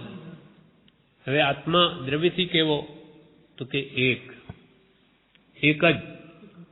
ભલે ને અનંતા જીવો છે પણ એનું અસ્તિત્વ તો પોતાનું સાવ જુદું છે, એનું દ્રવ્ય જુદું. જળ તો સાવ જુદા જ છે પણ કે ભાઈ ચેતન તો બધા એક ને, તો કે ના, જે વિશ્વ માને એક જ ઈશ્વર, એના બધા અંશો, એમ નહીં. તારું અસ્તિત્વ સાવ જુદું, તું એકલો જ છું. તારું દ્રવ્ય જુદું, દ્રવ્ય થકી જીવ એક હે, ક્ષેત્ર અસંખ્ય પ્રમાણ. તારું ક્ષેત્ર કેટલું? અસંખ્ય પ્રદેશ છે આ તમારા, બસ એટલું તારું ક્ષેત્ર, તેમાં જ તું રહેલો છું. ક્ષેત્ર અસંખ્ય પ્રમાણ અને કાળ થકી રહે સર્વદા. કાળ અપેક્ષા જોઈએ તો તું સર્વકાળ રહેનારો છે. અનંત કાળ પહેલા તું હતો અને અનંત કાળ પછી પણ તું રહેવાનો જ છે. કાળ થકી રહે સર્વદા અને ભાવે દર્શન નામ. ભાવ એટલે સ્વભાવ. આત્માનો સ્વભાવ શું? દર્શન, જ્ઞાન, જોવું, જાણવું એ આત્માનું મુખ્ય લક્ષણ વર્ણવ્યું. કેમ કે એ ગુણ, જ્ઞાન, દર્શન, ગુણ આત્મા સિવાય બીજા કોઈ પદાર્થો નથી. એટલે ભાવથી જોઈએ, સ્વભાવથી તો દર્શન, જ્ઞાન એ આત્માનો સ્વભાવ છે. પણ આપણે સ્વભાવ મૂકીને વિભાવમાં ગયા છે, એટલે આપણે પરભાવમાં તલ્લીન ત્યાં માટે કર્મબંધન થાય. આત્મા સ્વભાવમાં આવે તો કોઈ દુઃખ નથી, એટલે કોઈ કર્મ ન બંધાય. એટલે વિતરાગ વીર સ્વામીનું બોધેલું દ્રવ્ય, ક્ષેત્ર, કાળ અને ભાવથી સર્વ સ્વરૂપ યથા તથ્ય છે. યથા તથ્ય જેમ છે તેમ જ ભગવાને કહ્યું છે, એ ભૂલશો નહીં. એ વાતને ભૂલશો નહીં. તેની શિક્ષાની કોઈ પણ પ્રકારે વિરાધના થઈ હોય તેના માટે પશ્ચાતાપ કરજો. કોઈ પણ એની શિક્ષાથી વિપરીત જો આપણું વર્તન થઈ ગયું હોય તો એના માટે પસ્તાપો કરજો કે મારી ભૂલ થઈ, કે ભગવાને એમ કેમ કહ્યું હશે કે આ આનંદ જીવો કેવી રીતે હોય, એવી કોઈ બી કલ્પનાઓ થઈ હોય તે મારી ભૂલ છે. ભગવાને કહ્યું તે તો સત્ય છે. એવું કે હૃદયમાં રાખજો. શ્રદ્ધાને વિચલિત થવા નહીં દેતા. તેની શિક્ષાની કોઈ પણ પ્રકારે વિરાધના થઈ હોય તે માટે પશ્ચાતાપ કરજો. આ કાળની અપેક્ષાએ મન, વચન, કાયા આત્મભાવે તેના ખોળામાં અર્પણ કરો. એ જ મોક્ષનો માર્ગ છે. આ કાળની અપેક્ષા, આ કાળમાં ભગવાન મહાવીરે જે ઉપદેશ આપ્યો છે તેને મન, વચન, કાયા આત્મભાવે, આ કાળની અપેક્ષાએ તમારી મન, વચન, કાયા આત્મભાવે, ખરા આત્મભાવથી, ખરા અંતઃકરણથી તેના ખોળામાં અર્પણ કરજો. એટલે કે ભગવાન મહાવીરે જે ઉપદેશ આપ્યો છે તે જ અંગીકાર કરજો અને તેને જ અર્પણ થજો. તેનું શરણ લેજો. સર્વજ્ઞનો ધર્મ શું શરણ જાણી, ભગવાન મહાવીરે વર્તમાનમાં જે ધર્મ ઉપદેશ્યો તેને શરણરૂપ માનજો. ભગવાન તીર્થંકરો બધા એક જ હોય, પણ વર્તમાનમાં ભગવાન મહાવીરે આ કાળને અનુસરીને જે ઉપદેશ આપ્યો હોય તે ધ્યાનમાં રાખજો અને તેના ખોળામાં જ મન, વચન, કાયા અને અર્પણ કરજો. એટલે ભગવાને જેમ કહ્યું હોય તેમ જ મનથી વિચાર કરજો, વસ્તુ તત્વને માનજો. કાયાથી પણ ભગવાને કહ્યું તેમ જ પ્રવર્તાવજો. વચન પણ ભગવાને કહ્યું તેમ જ કરજો. ત્રિવિધે ધર્મ કહ્યો છે 9 કોટી. મનથી કરવું નહીં, કરાવવું નહીં, અનુમોદવું નહીં. વચનથી કરવું નહીં, કરાવવું નહીં, અનુમોદવું નહીં. કાયાથી કરવું નહીં, કરાવવું, અનુમોદવું નહીં. જેટલી શુદ્ધ રીતે પાલના થશે એટલો શીઘ્ર કર્મોથી મુક્ત થશે. અને એ જ કૃપાલ કે એ જ મોક્ષનો માર્ગ છે. એટલે ભગવાન મહાવીરે કહ્યું એ પ્રમાણે સિદ્ધાંત છે એને તમે માન્ય કરજો તો એ સત્ય મોક્ષનો માર્ગ છે, મુક્ત થવાનો માર્ગ સર્વ દુઃખથી. એટલે ભગવાન કે કૃપાલ કે તીર્થંકર એમ કહેતા હતા, ભગવાન એમ કહેતા હતા. કેમ કે ભગવાનના અંતિમ શિષ્ય છે એટલે એમને ખબર છે કે ભગવાનનો શું ઉપદેશ છે, સાથે રહેલા છે. એટલે કે છે આ કાળની અપેક્ષાએ મન, વચન, કાયા આત્મભાવે તેના ખોળામાં અર્પણ કરો. એ જ મોક્ષનો માર્ગ છે. જગતના સઘળા દર્શનની, મતની, શ્રદ્ધાને ભૂલી જજો કે જગતમાં કેટલા બધા ધર્મો ચાલે, તે બધા મત પક્ષો અનેક છે. એ બધાની શ્રદ્ધાને ભૂલી જજો કે ફલાણા મતવાળા એમ કે છે, વૈષ્ણવ એમ કે, ન્યાયિક એમ કે, બૌદ્ધ એમ કે, જે કહેતા હોય આપણે એ સંબંધી ભૂલી જાઓ. પણ એક ભગવાન મહાવીરે શું કહ્યું એ સંપૂર્ણ સત્ય દર્શન છે, તે પ્રમાણે જ માન્ય કરજો. જગતના સઘળા દર્શનની, મતની, શ્રદ્ધાને ભૂલી જજો. જૈન સંબંધી સર્વ ખ્યાલ ભૂલી જજો. જૈન દર્શનમાં અનેક મત પક્ષ પડેલા છે. તેમાં અંચલ ગચ્છ, ખરતર ગચ્છ, તપા ગચ્છ, પછી સ્થાનકવાસી કે દિગંબર કે શ્વેતાંબર, આવા અનેક મત પક્ષો તેમાં પણ છે. એ સંબંધી પણ ભૂલી જજો. એ સંબંધી સર્વ ખ્યાલ ભૂલી જજો. એટલે આ મતભેદ સંબંધી બધું ભૂલી જજો. માત્ર તે સત્પુરુષોના અદ્ભુત યોગ સ્ફુરિત ચરિત્રમાં જ ઉપયોગને પ્રેરશો. સત્પુરુષોએ શું કહ્યું? તો કે ગચ્છમત દીજે કલ્પના તે નહીં સદવ્યવહાર. જેમ કે ભાન નહીં નિજ રૂપનું, પોતે કોણ છે એનું ભાન નથી, અને બીજાનું શું નિર્ણય કરી શકે કે આ સત્ય છે ને આ સત્ય છે? ભાન નહીં નિજ રૂપનું તે નિશ્ચય નહીં સા. એટલે આવા જે સત્પુરુષોએ મન વચન કાયાના યોગની જે અદ્ભુત ચેષ્ટાઓ છે એને સ્મૃતિમાં લઈને આ બધા મત પક્ષની માન્યતાઓને ભૂલી જજો. પણ સત્પુરુષોના અદ્ભુત યોગ સ્ફુરિત ચરિત્રમાં જ ઉપયોગને પ્રેરશો. યોગ મન વચન કાયાના યોગ જ્ઞાનીઓ કેવી રીતે પ્રવર્તાવ્યા તે પ્રમાણે લક્ષ્યમાં લઈ અને તમે પણ તે પ્રમાણે વર્જો. એમાં આપણું કલ્યાણ છે. મત પક્ષના ઝઘડાથી કોઈ કલ્યાણ નથી. હવે આગળના પેરેગ્રાફમાં કહે છે, આ તમારા માનેલા મુરબ્બી માટે કોઈ પણ પ્રકારે હર્ષો કરશો નહીં. તમારા માનેલા મુરબ્બી, તમે અમને માન્ય કર્યા છે. મુરબ્બી એટલે મોટા વડીલ, જે તમે અમારા પ્રત્યે જે મોટાઈનો ભાવ છે, તમારા માનેલા મુરબ્બી માટે કોઈ પણ પ્રકારે હર્ષો કરશો નહીં. અમારા નિમિત્તે પણ તમે કોઈ હર્ષ કે તમારી પ્રશંસા કરે તો ખૂબ આનંદમાં આવી જાઓ અને મારી નિંદા કરે તો ખૂબ દુઃખી થઈ જાઓ, એ અમારા નિમિત્તે પણ હર્ષો કરશો નહીં. આ તમારા માનેલા મુરબ્બી માટે કોઈ પણ પ્રકારે હર્ષો કરશો નહીં. તેની ઈચ્છા માત્ર સંકલ્પ વિકલ્પથી રહિત થવાની છે. અમારી તો એક આ ઈચ્છા છે કે સંકલ્પ વિકલ્પથી અમે સર્વકાળને માટે રહિત થઈએ, એ સિવાય અમારી કોઈ ઈચ્છા નથી. કેમ કે સંકલ્પ વિકલ્પ એ જ દુઃખ છે. કેવળ જ્ઞાની સંપૂર્ણ નિર્વિકલ્પ છે. તેની ઈચ્છા એટલે કૃપાલ કે અમારી ઈચ્છા માત્ર સંકલ્પ વિકલ્પથી રહિત થવાની છે. તેને અને આ વિચિત્ર જગતને કંઈ લાગતું વળગતું કે લેવા દેવા નથી. વિચિત્ર જગત છે. એકવાર હાથીએ ચડાવી દે ને ત્રીજી વાર ગધેડે મૂકી દે. આ તો દુનિયા છે.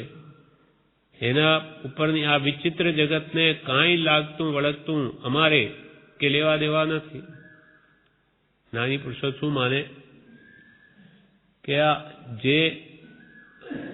આ દુનિયાના લોકો અમને જોતા જ નથી. પોતે તો આત્મ સ્વરૂપ પોતાને અમે આત્મા છીએ એમ માને. એટલે આ જગતવાસી જીવો મને દેખતા જ નથી, તો મારા પ્રત્યે મારા શત્રુ કે મિત્ર કેવી રીતે હોઈ શકે? અને મને ખરી રીતે જે દેખનારા છે જ્ઞાની પુરુષો આત્માને, તે કોઈના શત્રુ કે મિત્ર થતા જ નથી. પૂજ્યપાદ સ્વામીએ સમાજ સત્સંગમાં કહ્યું, મને ના દેખતા લોકો શત્રુ મિત્ર ન થાય કો. મને જે દેખનારા તે શત્રુ મિત્ર ન થાય કો. મને કદી જોતા જ નથી, આ મારા શરીરને જુએ એ મારું સ્વરૂપ નથી, તો એ મારા શત્રુ કે મિત્ર કેવી રીતે હોઈ શકે? અને મને જે દેખનારા, જે આત્મ સ્વરૂપમાં રમનારા, તે તો શત્રુ મિત્ર ન થાય કો. એ કોઈ પ્રત્યે શત્રુતાય રાખતા નથી, મિત્રતાય રાખતા નથી.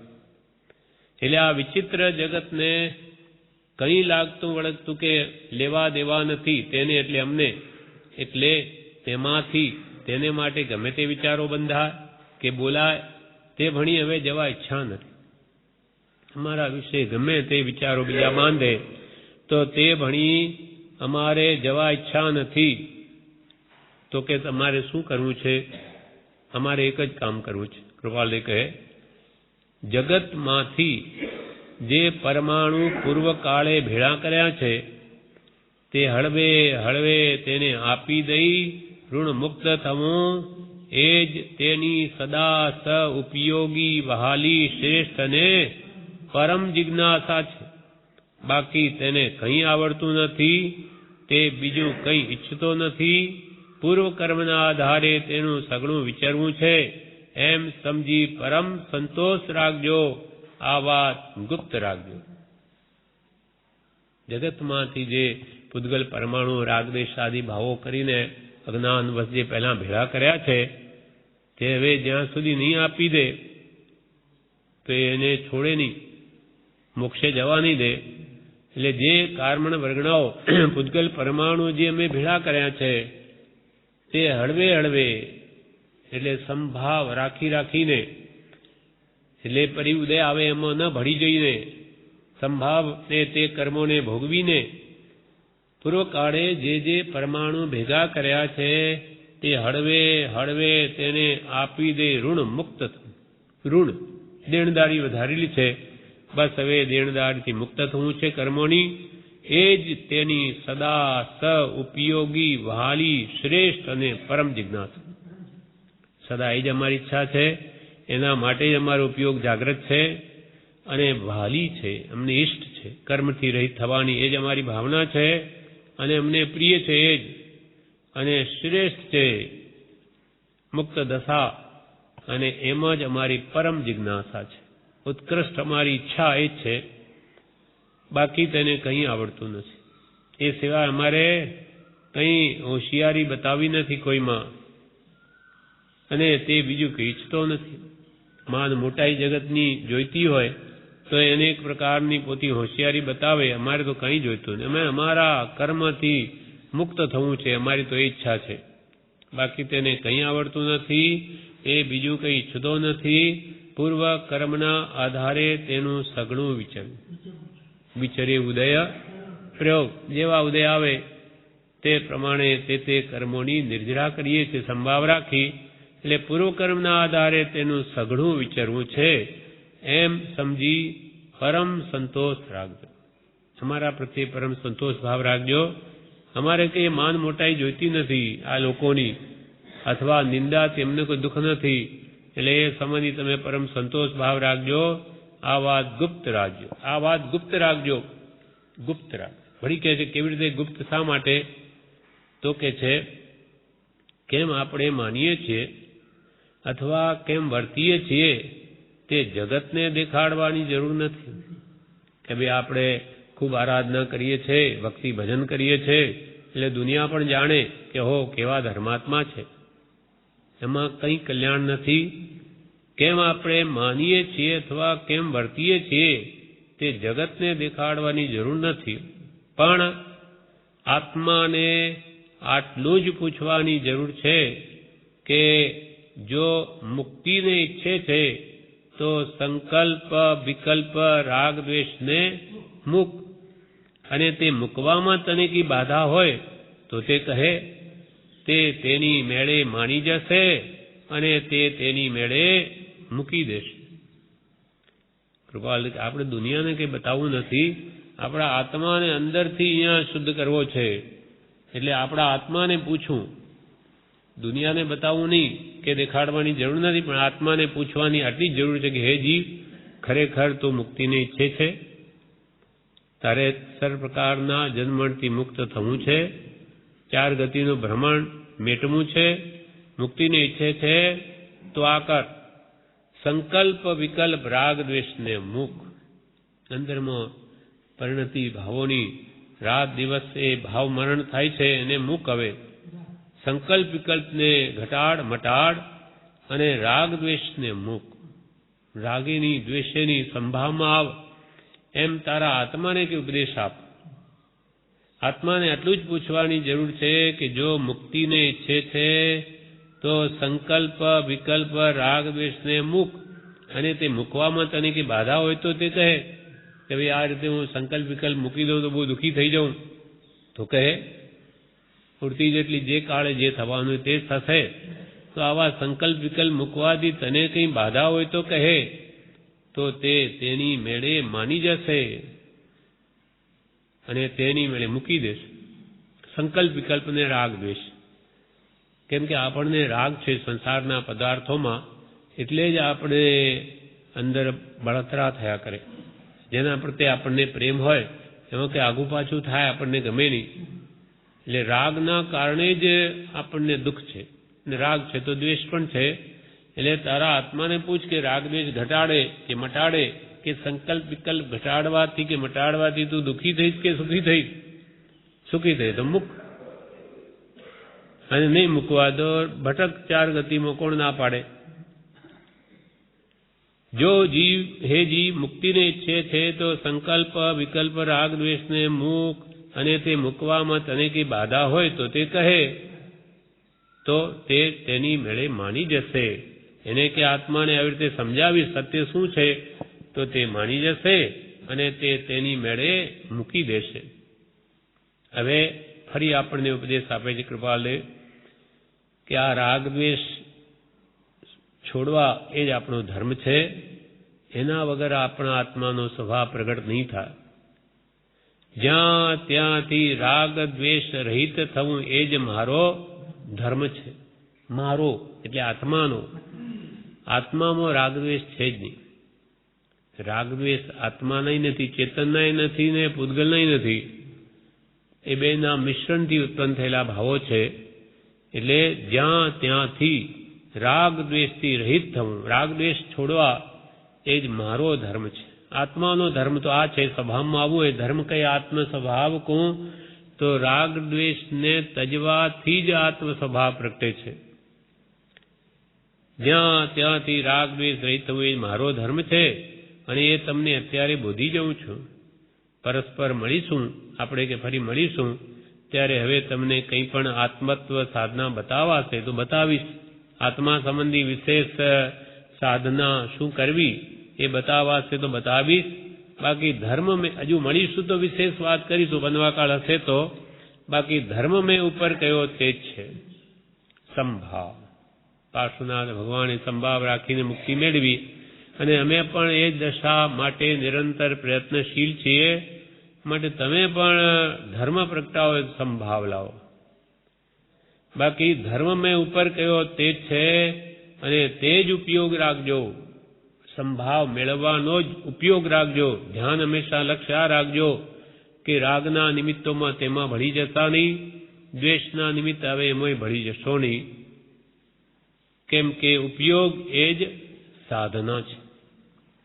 તમારું જ્ઞાન દર્શનમાં ઉપયોગ જાગ્રત રહી અને રાગદ્વેષ ભાવોમાં નહીં ભળી જશો અને સંભાવમય દશાની જાગૃતિ કેમ રહે જો લક્ષ્ય રાખશો તો કલ્યાણ થઈ જશે. બાકી ધર્મ ઉપર કયો તે છે અને તે જ ઉપયોગ રાખજો. ઉપયોગ એ જ સાધના છે.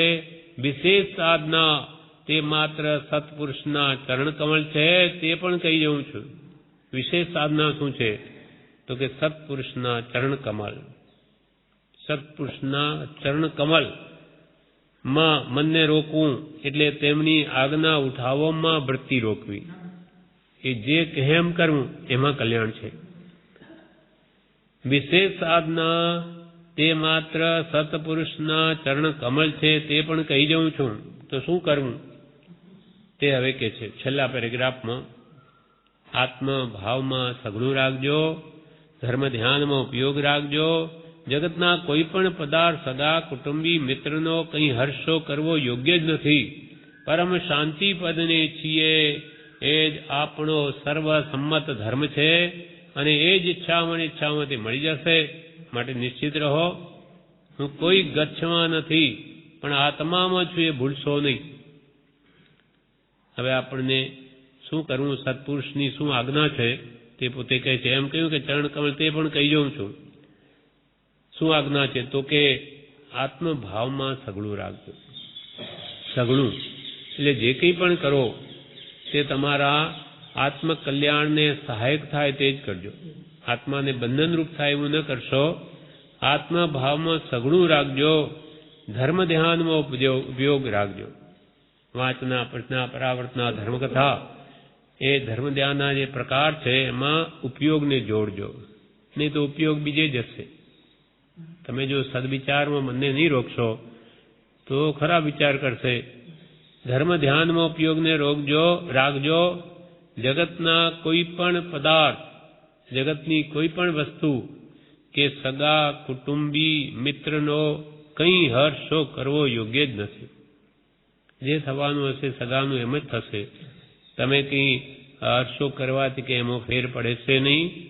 એટલે એમાં સગા હોય, કુટુંબી હોય, મિત્ર હોય, કોઈનો હર્ષો કરવો યોગ્ય જ નથી. કોઈ પણ પદાર્થ સંબંધી પણ પરમ શાંતિ પદને છીએ એ જ આપણો સર્વસંમત ધર્મ છે. પરમ શાંતિ પદ તે વિતરાગતા છે. વિતરાગતામાં શાંતિ છે. ત્યાગમાં શૌર્ય છે. વૈરાગ્યમાં નિર્ભયતા છે. પણ રાગ તો આગળ છે, એ બાળે છે. એટલે પરમ શાંતિપદ જે આત્માનો સ્વભાવ છે, મોક્ષપદ, વિતરાગતા, એ પરમ શાંતિપદને ઈચ્છીએ એટલે સંપૂર્ણ વિતરાગતાને ઈચ્છીએ એ જ આપણો સર્વસંમત ધર્મ છે. અનંતા જ્ઞાનીઓ એ જ વાત સંમત રાખી છે, સર્વસંમત ધર્મ છે. અને એ જ ઈચ્છામાં ને ઈચ્છામાં તે મળી રહેશે. આપણે કોઈ પણ ઈચ્છા કરીએ છીએ, પછી તે પ્રમાણે વર્તન કરીએ છીએ. ઈચ્છાને ફલીભૂત કરવા તમે પરમ શાંતિ વિતરાગતા પ્રગટાવવાની જો ઈચ્છા રાખશો તો તેની પ્રાપ્તિ થશે. એના માટે તમે પ્રયત્ન કરશો. ઈચ્છા ખરી અંતઃકરણની હોવી જોઈએ. એટલે તે એને એ જ ઈચ્છામાં ને ઈચ્છામાં તે મળી જશે. ઈચ્છા માત્ર રાગ દ્વેષથી મુક્ત થવાની, વિતરાગતા પ્રગટાવવાની રાખશો તો તમારો પ્રયત્ન પણ તેના માટે થશે. માટે નિશ્ચિંત રહો. પણ હું કોઈ ગચ્છમાં નથી, પણ આત્મામાં છું એ ભૂલશો નહીં. કોઈ પણ દિગંબર, શ્વેતાંબર કે સ્થાનકવાસી ગમે તે હો, હું કોઈ ગચ્છમાં નથી, પણ હું તો આત્મામાં છું. એટલે આત્મધર્મ એ જ મારો ધર્મ છે. મારા આત્માનો શુદ્ધ સ્વભાવ કેમ પ્રગટે એ જ મારો ધર્મ. મોક્ષ કયો? નિજ શુદ્ધતા તે પામે તે પંથ. જો ગચ્છમતના ઝઘડાથી નિશુદ્ધિ થતી હોય તેમ કરવું, પણ તેમ થતું નથી. એટલે ગચ્છમતના વિકલ્પો મૂકી દઈ આત્મા પોતાના ધર્મને પામે, શુદ્ધ સ્વભાવને પામે. બસ એ જ મારી માન્યતા છે, એ ભૂલશો નહીં. હું કોઈ ગચ્છમાં નથી, પણ આત્મામાં છું એ ભૂલશો નહીં. એટલે કૃપાલ કે આત્મવિચાર કર્તવ્ય રૂપ ધર્મ ભજવો યોગ્ય છે. આત્માની વિચારણા કરીને એની શુદ્ધિ કેમ કરવી તો ધર્મ પ્રગટે. માટે એવો ધર્મ ભજવો યોગ્ય છે. હવે છેલ્લી એક લીટી લખે છે, દેહ જેનો ધર્મોપયોગ માટે છે તે દેહ રાખવા જે પ્રયત્ન કરે છે તે પણ ધર્મને માટે જ છે. વી રાયચંદ્ર. દેહ શરીર જેનું ધર્મોપયોગ માટે છે, ધર્મના કાર્ય કરવા માટે જેનો દેહ વપરાય છે, તે દેહને રાખવા જે કંઈ પણ પ્રયત્ન કરે છે તે પણ ધર્મને માટે જ છે. જો આ દેહ વિષય ભોગાદિમાં જ પ્રવર્તાવવાની ઈચ્છા હોય તો કે ધર્મને માટે નથી, પણ એ દેહને સંભાળીને વિશેષ આરાધના થઈ શકે એવો જેનો લક્ષ્ય છે અને દેહની સંભાળ લે છે તો એ પણ ધર્મ આરાધના માટે છે. કેમ કે શરીર માધ્યમ ખલુ ધર્મ સાધનમ. શરીર એ માધ્યમ છે ધર્મની આરાધના કરવાનું. શરીર આજે પડી જાય તો મનુષ્ય જતો રહ્યો, પછી શું આરાધના કરે, ક્યાં જઈને જન્મશે? એટલે આવું શરીર ઠીક રહે તો વિશેષ આરાધના કરી શકું એવો સામાન્ય લક્ષ્ય રાખી અને બહુ પોષ ન કરે એને, પણ જેમ બળદને ખાવાનું આપીને એનાથી કામ લે એવી રીતે એની સંભાળ લઈને આત્મા જેમ સદા એમ પ્રયત્ન કરે તો કે એ પણ ધર્મને માટે જ છે.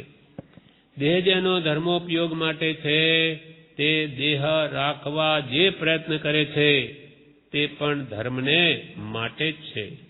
વી રાયચંદ. આ પ્રમાણે 37મો પત્ર પૂરો થયો. વિશેષ આપણે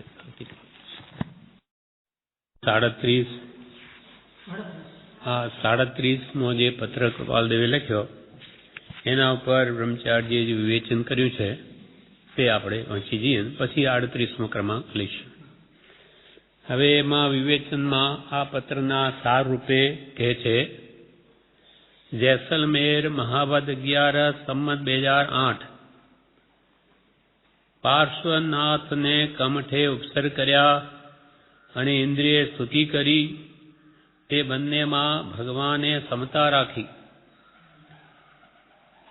કમઠે ખૂબ ભગવાનને ડુબાડી નાખવાનો પ્રયત્ન કર્યો, જ્યારે ધર્મેન્દ્રે ભગવાનને અધ્ધર રાખવાનો પ્રયત્ન કર્યો. એકના હૃદયમાં ભક્તિ છે ભગવાન પ્રત્યે અને એકના હૃદયમાં વૈરભાવ છે, પણ ભગવાનને તો બંને પ્રત્યે સમભાવ છે. એટલે પાર્શ્વનાથને કમઠે ઉપસર્ગ કર્યા અને ઇન્દ્રિય સ્તુતિ કરી. તે બંનેમાં ભગવાને સમતા રાખી. કૃપાળુદેવ દેવે કહ્યું છે કે નિંદા કરે એના પર અમને દ્વેષ નથી.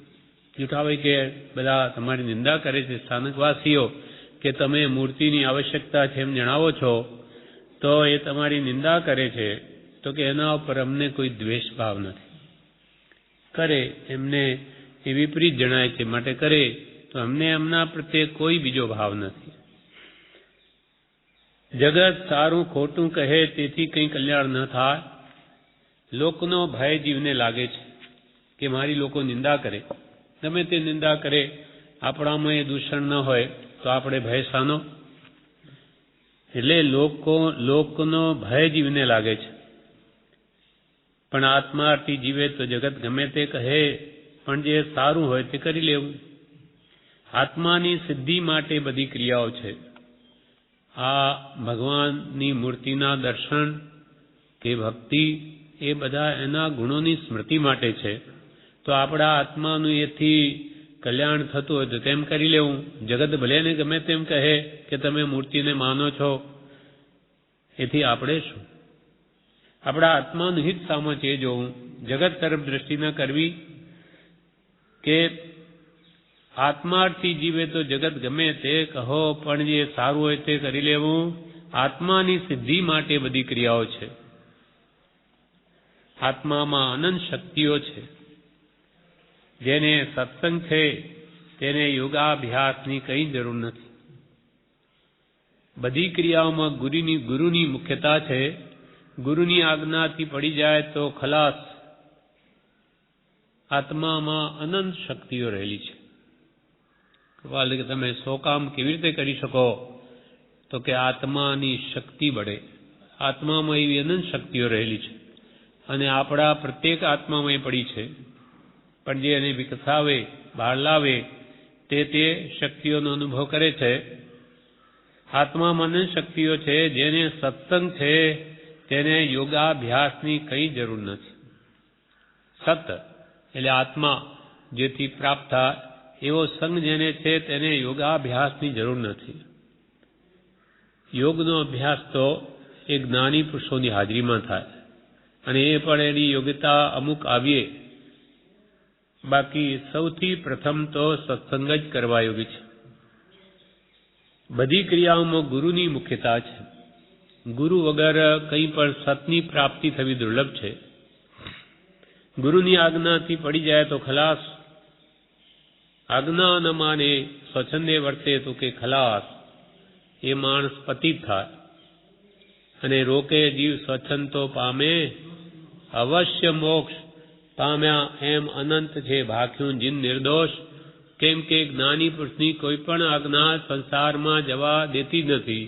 મોહમાં જવાને આડા પ્રતિબંધ જેવી છે જ્ઞાનીની પ્રત્યેક આજ્ઞા. સત્સંગમાં જે રંગ લાગે તે ન છૂટે. સત્સંગમાં સમજણતા વધે છે, સમજાય છે વાત. એટલે સમજીને જે પકડ્યું હોય તે છૂટે નહીં. એટલે સત્સંગમાં જે રંગ લાગે તે ન છૂટે. ચક્રવર્તી જેવા પોતાના રાજ્યને તુચ્છ જાણી છોડે છે અને આત્મામાં લાગે છે. આ સત્સંગનો પ્રભાવ. સત્પુરુષનો સમાગમ થવાથી ચક્રવર્તીઓ કેટલી બધી રિદ્ધિ હોય, સમર્થ હોય, શક્તિઓ પણ ઘણી હોય, પણ એ બધાને મૂકી દઈ કરપાત્રી થઈ અને જંગલમાં ચાલ્યા જાય. આ બધો કોનો પ્રભાવ? સત્સંગનો. સત જેને પ્રાપ્ત છે એવા સત્પુરુષના સમાગમથી આ પરિણામ આવે છે. જેને કલ્યાણ ન કરવું હોય તેને પણ સત્સંગથી કલ્યાણ કરવાની ભાવના થઈ જાય છે. સત્સંગમાં જે રંગ લાગે તે ન છૂટે.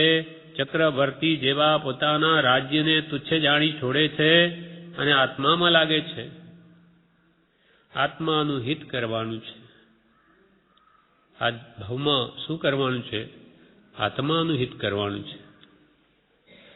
સદગુરુનો પ્રસંગ કરવાનો છે. સાચા સદગુરુનો ની શોધ કરીને એનો સંગ કરવાનો છે. જ્ઞાનીની આજ્ઞાએ કરવું છે. આત્માનું હિત કરવા ઉઠ્યા તો જગત ગમે તેમ કહે તેના સામું જોવાનું કામ નથી. આપણે જ્ઞાની પુરુષની આજ્ઞા આરાધવાથી આપણું હિત છે એમ કરી લેવું. દુનિયા ભલે ગમે તેમ કે આપણે ક્યાં નડે છે? તેના સામું જોવાનું કામ નથી. જેને આત્મ સમાધિ કરવી છે તેણે તો જગતને ભૂલી જવું.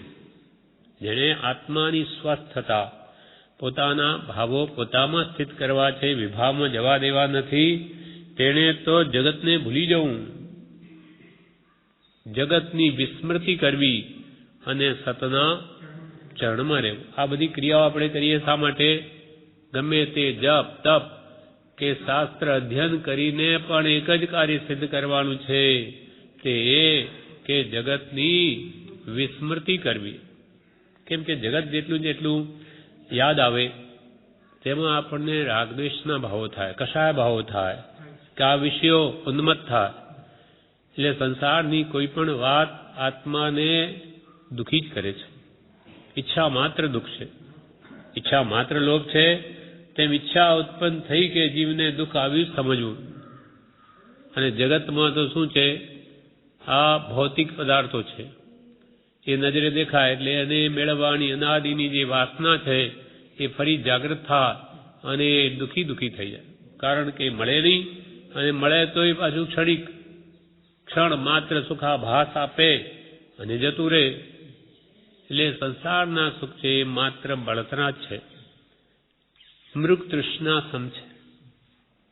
જેમ હરણ આવે જેઠ મહિનામાં, અત્યંત તાપ હોય, ત્યાં આ સૂર્યના કિરણો ચમકે એટલે દૂરથી એને જણાય ત્યાં તો પાણી છે બહુ. એટલે પેલું દોડ કરે, જેમ દોડે તેમ તો પાણી છે નહીં, એટલે દૂરનું દૂર જણાય. અંતે બિચારું થાકીને ત્યાં જ તરફડીને મરી જાય, પણ પાણી ન મળે. એવી જ હાલત આપણી છે. સુખ મળશે સંસારમાં હવે ખાવામાં, જોવામાં, સૂંઘવામાં, સ્પર્શવામાં, એમ રાત દિવસ એના પાછળ દોડી જ જાય છે. અંતે થાકીને મરી જાય છે, પણ એ સુખ મળતું જ નથી. કેમ કે સુખ છે જ નહીં. નાની કે જો ભવવાસ વિશે સુખ હો તો તીર્થંકર ક્યું ત્યાગે. તીર્થંકર ભગવાન શા માટે છોડે? કાહે કો શિવ સાધન કરતે સંયમ સો અનુરાગે. શા માટે આ સંયમ લે? બધું દેવતાઈ સુખ ઇન્દ્રો જેના સેવક છે મૂકી દઈ અને સંયમ સો અનુરાગે. શા માટે? તો કે સુખ છે જ ક્ષણિક છે, માત્ર સુખાભાસ છે. ઉપરથી સુખ દેખાય પણ અંદર તો બળતરા છે. ગમે એટલી બાહ્ય સુખ સામગ્રી હોય, ખૂબ પૈસા હોય, બાહ્ય બધું જ હોય, નોકરો હોય, ચાકરો હોય, બધી જ એની આજ્ઞા માનતા હોય, છતાં પણ અંતરમાં તો બળતરા જ હોય. કેમ કે અંતર દાહ રૂપ સાતા છે. બહારની સાતા ખરી, પણ અંદરની ઈચ્છાઓ થોડી ગઈ છે. એટલે ઈચ્છાઓ તો નવી ઉગે. જેમ ઘણું મળે તેમ ઘણી ઈચ્છાઓ ઉત્પન્ન થાય, અને ઘણું બધું પહોળું પોતાનું બધો વૈભવ હોય તો વધારે સંભાળ લેવાની. એટલે વધારે દુઃખી જ્ઞાનીઓની દ્રષ્ટિએ. લોકો ભલે તેને સુખી કહે, પણ જ્ઞાનીઓ તેને સુખી કહેતા નથી. સુખ તો નિરાકુળતામાં છે, અને ત્યાં તો બધી આકુળતા છે, અને ઉપાધિ છે ત્યાં અનાથતા છે, ત્યાં શાંતિ નથી. એટલે જ્ઞાનીની આજ્ઞાએ કરવું છે. આત્માનું હિત કરવા ઉઠ્યા તો જગત ગમે તેમ કહે તેના સામું જોવાનું કામ નથી. જેને આત્મ સમાધિ કરવી છે તેને જગતને ભૂલી જવું. કૃપાળદેવ કહેતા કે ગમે તેમ લોકો કહે પણ તેઓને તમે કંઈ ન કહેતા, મૌન રહેજો. જુઠાભાઈને શું લખે કૃપાળને?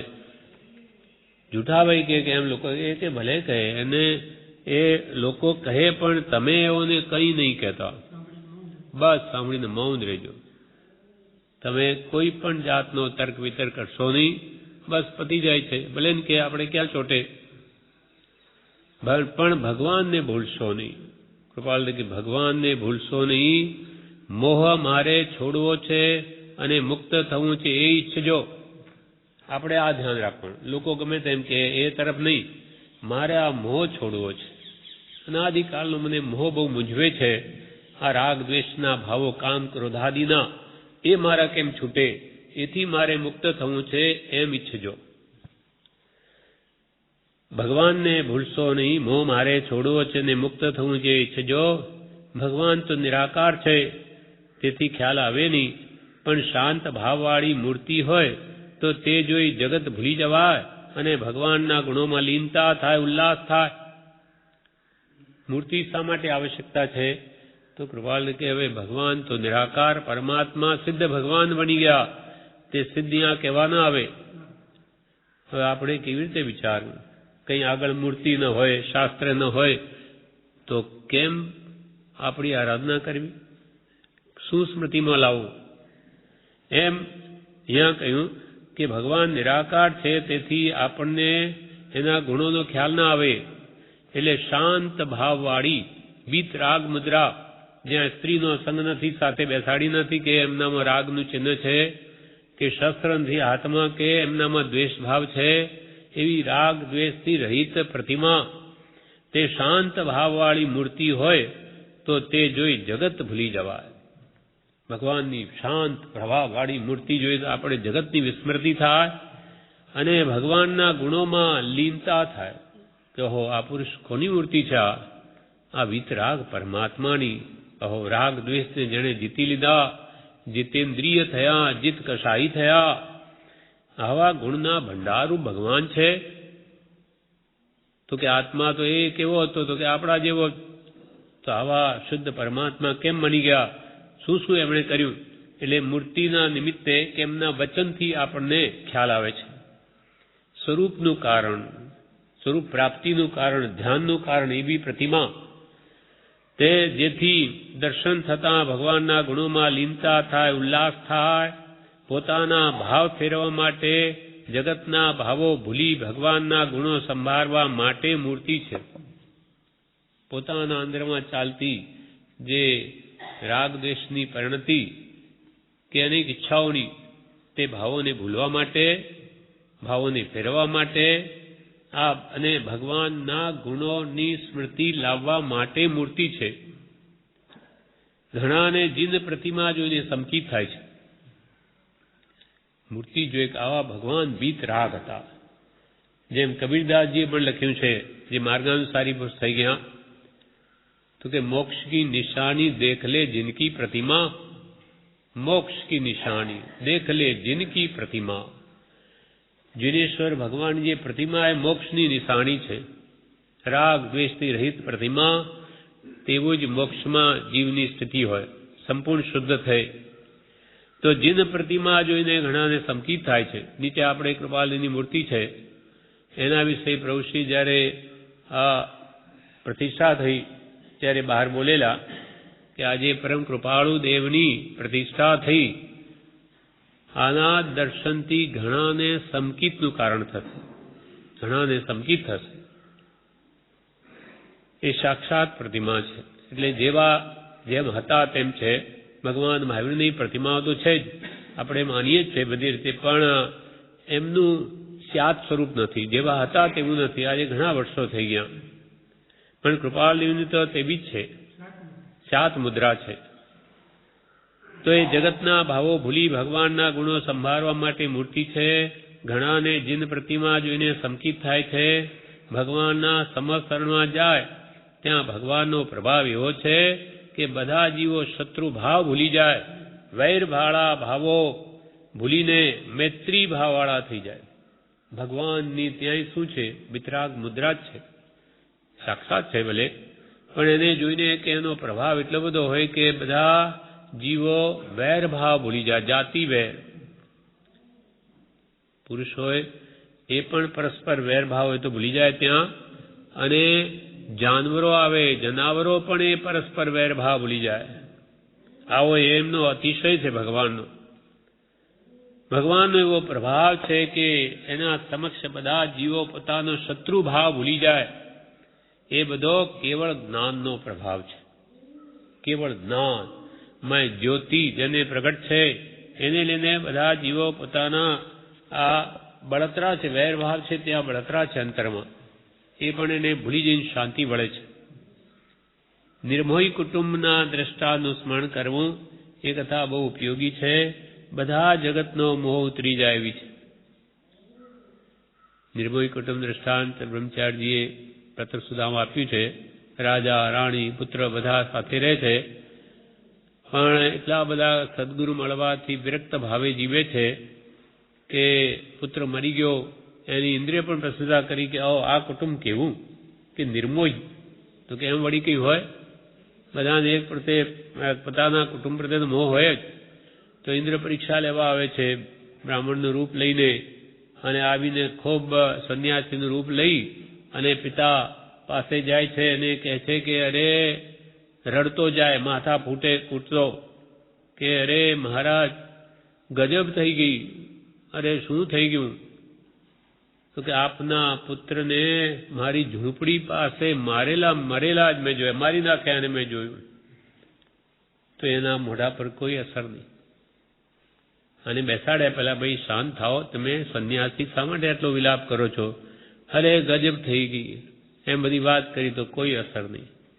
કે ભાઈ અમને સદગુરુ મળ્યા છે, અમારે એટલી લેવા દેણી હશે એટલે ચાલ્યો ગયો, ભલે બધાને જવાનું છે એમ કરી શાંતિ વળી. એટલે એને થયું કે આ તો કંઈ અસર થઈ નથી. પછી માતા પાસે ગયો, ત્યાં વધારે ફેલ કરવા માંડ્યો, તમારો જુવાન એકાએક પુત્ર મરી ગયો. તો એ કંઈ અસર નહીં. પછી એને જાણ્યું કે આને પણ કંઈ અસર નથી. ત્યારે પછી એને એની પત્ની પાસે જાય છે, કુમારની. ત્યાં વિશેષ આવા ફેલ કરી અને રડતો એમ બોલે છે કે તમારું તો ભાગ્ય ફૂટી ગયું. અરે શું થયું મહારાજ? શાંતિ રાખો, બેસો. અને બહુ કે છે, ત્યારે એ બહુ એમ કે છે કે હું ક્યાં જન્મી, ક્યાં મોટી થઈ, અને અહીંયા મને પરણાવી માતા પિતાએ, અને મારો એમની સાથે એટલો સંબંધ હશે. તો એમ થયું, એમ કરીને અમને સદગુરુ મળ્યા છે, અમને શાંતિ છે, અને તમે કોઈ સત્પુરુષની શોધ કરો, તમે મહાત્મા થઈને આટલો બધો વિલાપ કરો, એ બિલકુલ યોગ્ય નથી. અને માતાએ શું કહેલું કે મારે તો આવા ઘણા પુત્ર થયેલા, એ બધા ગુજરી ગયા, આ એક વળી રહેલો, એનું આયુષ્ય એટલું હશે, એ પૂરું થયું, અને મારી જવાનું છે ને, અમે ક્યાં અહીંયા કાયમ રહેવાના, પણ અમને સત્પુરુષ મળ્યા છે, એટલે અમે તો જીવતા છતાં બધા મરી ગયેલા જેમ છે, અમને કોઈ પ્રત્યે મોહ નથી. આગે પહેલા કે પછી બધાને જવાનું છે. એટલે બધાની એવી પરીક્ષા કરીને પોતે સ્વરૂપ પ્રગટ કરે છે. કેન્દ્રીય પ્રશંસા કરી એટલે મને શંકા થઈ કે એવું કદી હોય નહીં, પણ આજે તો મેં પ્રત્યક્ષ જોયું. બધા તમે એક સાથે રહો છો, છતાં અલિપ્ત ભાવે આવી રીતે રહો છો. એટલે અહીંયા કહે છે, નિર્મોહી કુટુંબના દ્રષ્ટાંતનું સ્મરણ કરવું એ કથા બહુ ઉપયોગી છે. આપણે બધા કુટુંબમાં રહીએ છીએ, તો કેમ રીતે નિર્મોહપણે રહેવું? આગળ પાછળ બધાને જવાનું છે. બાપ જીવતો રે, બેટો મરી જાય, બેટો રે, બાપ મરે, એ બધું થતું જ આવ્યું છે આયુષ્ય પ્રમાણે. તો એ કથા બહુ ઉપયોગી છે. બધા જગતનો મોહ ઉતરી જાય એવી છે. ઉપયોગ શુદ્ધ કરવો હોય તો જગતના સંકલ્પ વિકલ્પને ભૂલી જવા. મારે એમ થઈ ગયું તો, હું મરી જઈશ તો, મને રોગ થઈ ગયો તો, મારા પુત્રને કંઈ થઈ ગયું તો, એ બધું ભૂલી જવું. કેમ કે જે કાળે જેમ થવાનું છે તેમ જ થશે. આવા લાખ વિચાર કરવાથી એમાં કાંઈ ફેરફાર થાય નહીં. એટલે ઉપયોગ શુદ્ધ કરવા, જગતના સંકલ્પ વિકલ્પને ભૂલી જવા, જગત વૃત્તિ ભૂલી જવી, બહુ દુર્લભ વસ્તુ શ્રદ્ધા છે. ભૂલે ક્યારે? જ્ઞાની પુરુષો પર શ્રદ્ધા આવે તો. જ્ઞાનીએ કહ્યું કે આ બધું નાશવંત છે, કોઈ કોઈનું નથી, બધા ઋણાનુબંધે આવી મળ્યા. આવો ભાવ શ્રદ્ધા વડે સમજાય.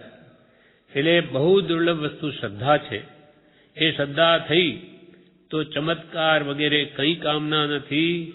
ભગવાન મહાવીરે જેવું કહ્યું છે એવા બીજું કોઈએ કહ્યું નથી. ભગવાન મહાવીરે કેવળ જ્ઞાન વડે જગતનું સ્વરૂપ જોઈને જે ઉપદેશ આપ્યો તેવો કોઈએ નથી કહ્યું. કેમ કે કેવળ જ્ઞાન વગર જાણે ક્યાંથી? ત્યાં સુધી જ્ઞાન પહોંચ્યું ત્યાં સુધી કહી દીધું કે આવું સ્વરૂપ છે. પણ ભગવાને તો સર્વ દ્રવ્ય એના અનંત ગુણ, એના અનંત પર્યાય બધા હસ્તામલક વત જાણ્યા અને પ્રગટ કર્યું કે આ રીતે પદાર્થનું સ્વરૂપ છે. માનો ન માનો તમે જાણો. બાકી જેમ તે ભોગ્ય વિશેષના સ્થાનક દ્રવ્ય સ્વભાવ ગહન વાત કે શિષ્યા કહી સંક્ષેપે સાવ સંક્ષેપમાં વાત કરી છે. કેમ કે તમને એકદમ ન સમજાય. એટલે દશા વધારો, પછી ખ્યાલ આવશે કે ઓહો સ્વર્ગ છે કે નરક છે કેમ છે. પણ શ્રદ્ધા હોય તો બધું થાય. ભગવાન મહાવીરે જે કહ્યું છે તેના પ્રત્યે કે શ્રદ્ધા રાખો.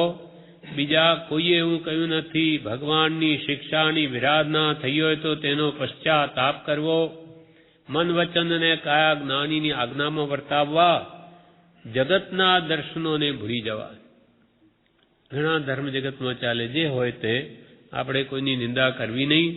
જગતના દર્શનોને ભૂલી જવા, બધી માન્યતાઓ ભૂલી જવી, જૈન સંબંધી પણ બધો ખ્યાલ ભૂલી જવો. નાની કહે તે સાચું, મહાપુરુષના આત્મામાં વૃત્તિ રહે એવું કરવાનું છે. જ્ઞાની પુરુષો કેવી રીતે જીવન જીવ્યા, એમણે શું આવા મત પક્ષના કંઈ કર્યા છે? તો કે ના, એ તો ઉડતા બધાને એક કર્યા છે. સતનો આગ્રહ રાખ્યો, એમને મતનો આગ્રહ નથી રાખ્યો. તો આપણે એમ કરવું, મહત્પુરુષના આત્મામાં વૃત્તિ રહે એવું કરવાનું છે. મારે સંકલ્પ વિકલ્પને ભૂલી જવા છે. જગત ફાવે તે કહે તેમાં અમારે લેવા દેવા નથી. કૃપાલદેવ શું કહે? અમારે તો આ સંકલ્પ વિકલ્પને જ ભૂલી જવા છે. જગત અમારા વિશે ફાવે તે કહે એથી અમારે કાંઈ લેવા દેવા નથી. પૂર્વે કર્મ બાંધ્યા છે તે છોડીને જવું જ, મુક્ત થવું જ. એ વિના અમે બીજું ઈચ્છતા નથી. એમ કૃપાળુદેવ કહે છે કે અમે જે કર્મ બાંધ્યા તે અમારો દોષ, તો અમે સમતા ભાવે જે ઉદયમાં આવે તેને ભોગવી લઈ અને તેથી ઋણ મુક્ત થવું એ જ તેની સદા સઉપયોગી, વહાલી, શ્રેષ્ઠ અને પરમ જિજ્ઞાસા છે. બાકી તે કંઈ ઈચ્છતો નથી, કંઈ આવડતું નથી, કંઈ એને જોઈતું નથી. એમ કૃપાલદેવ કહે છે આપણે પણ આટલું કરવાનું છે. એના પરથી સાર આપણને કે કૃપાલદેવે એવી ભાવના કરી, આપણે પણ એ જ કરવાનું છે કે જ્યાં ત્યાંથી રાગ દ્વેષથી રહિત થવું. એ જ મારો ધર્મ છે. આપણને પણ એ શિક્ષા આપે છે. એ સંકલ્પ વિકલ્પથી અસ્થિરતા થાય છે. સંકલ્પ વિકલ્પથી અસ્થિરતા થાય છે. રાગ દ્વેષને મૂકે તો મોક્ષ છે. સંકલ્પ વિકલ્પ રાગ દ્વેષથી થાય છે.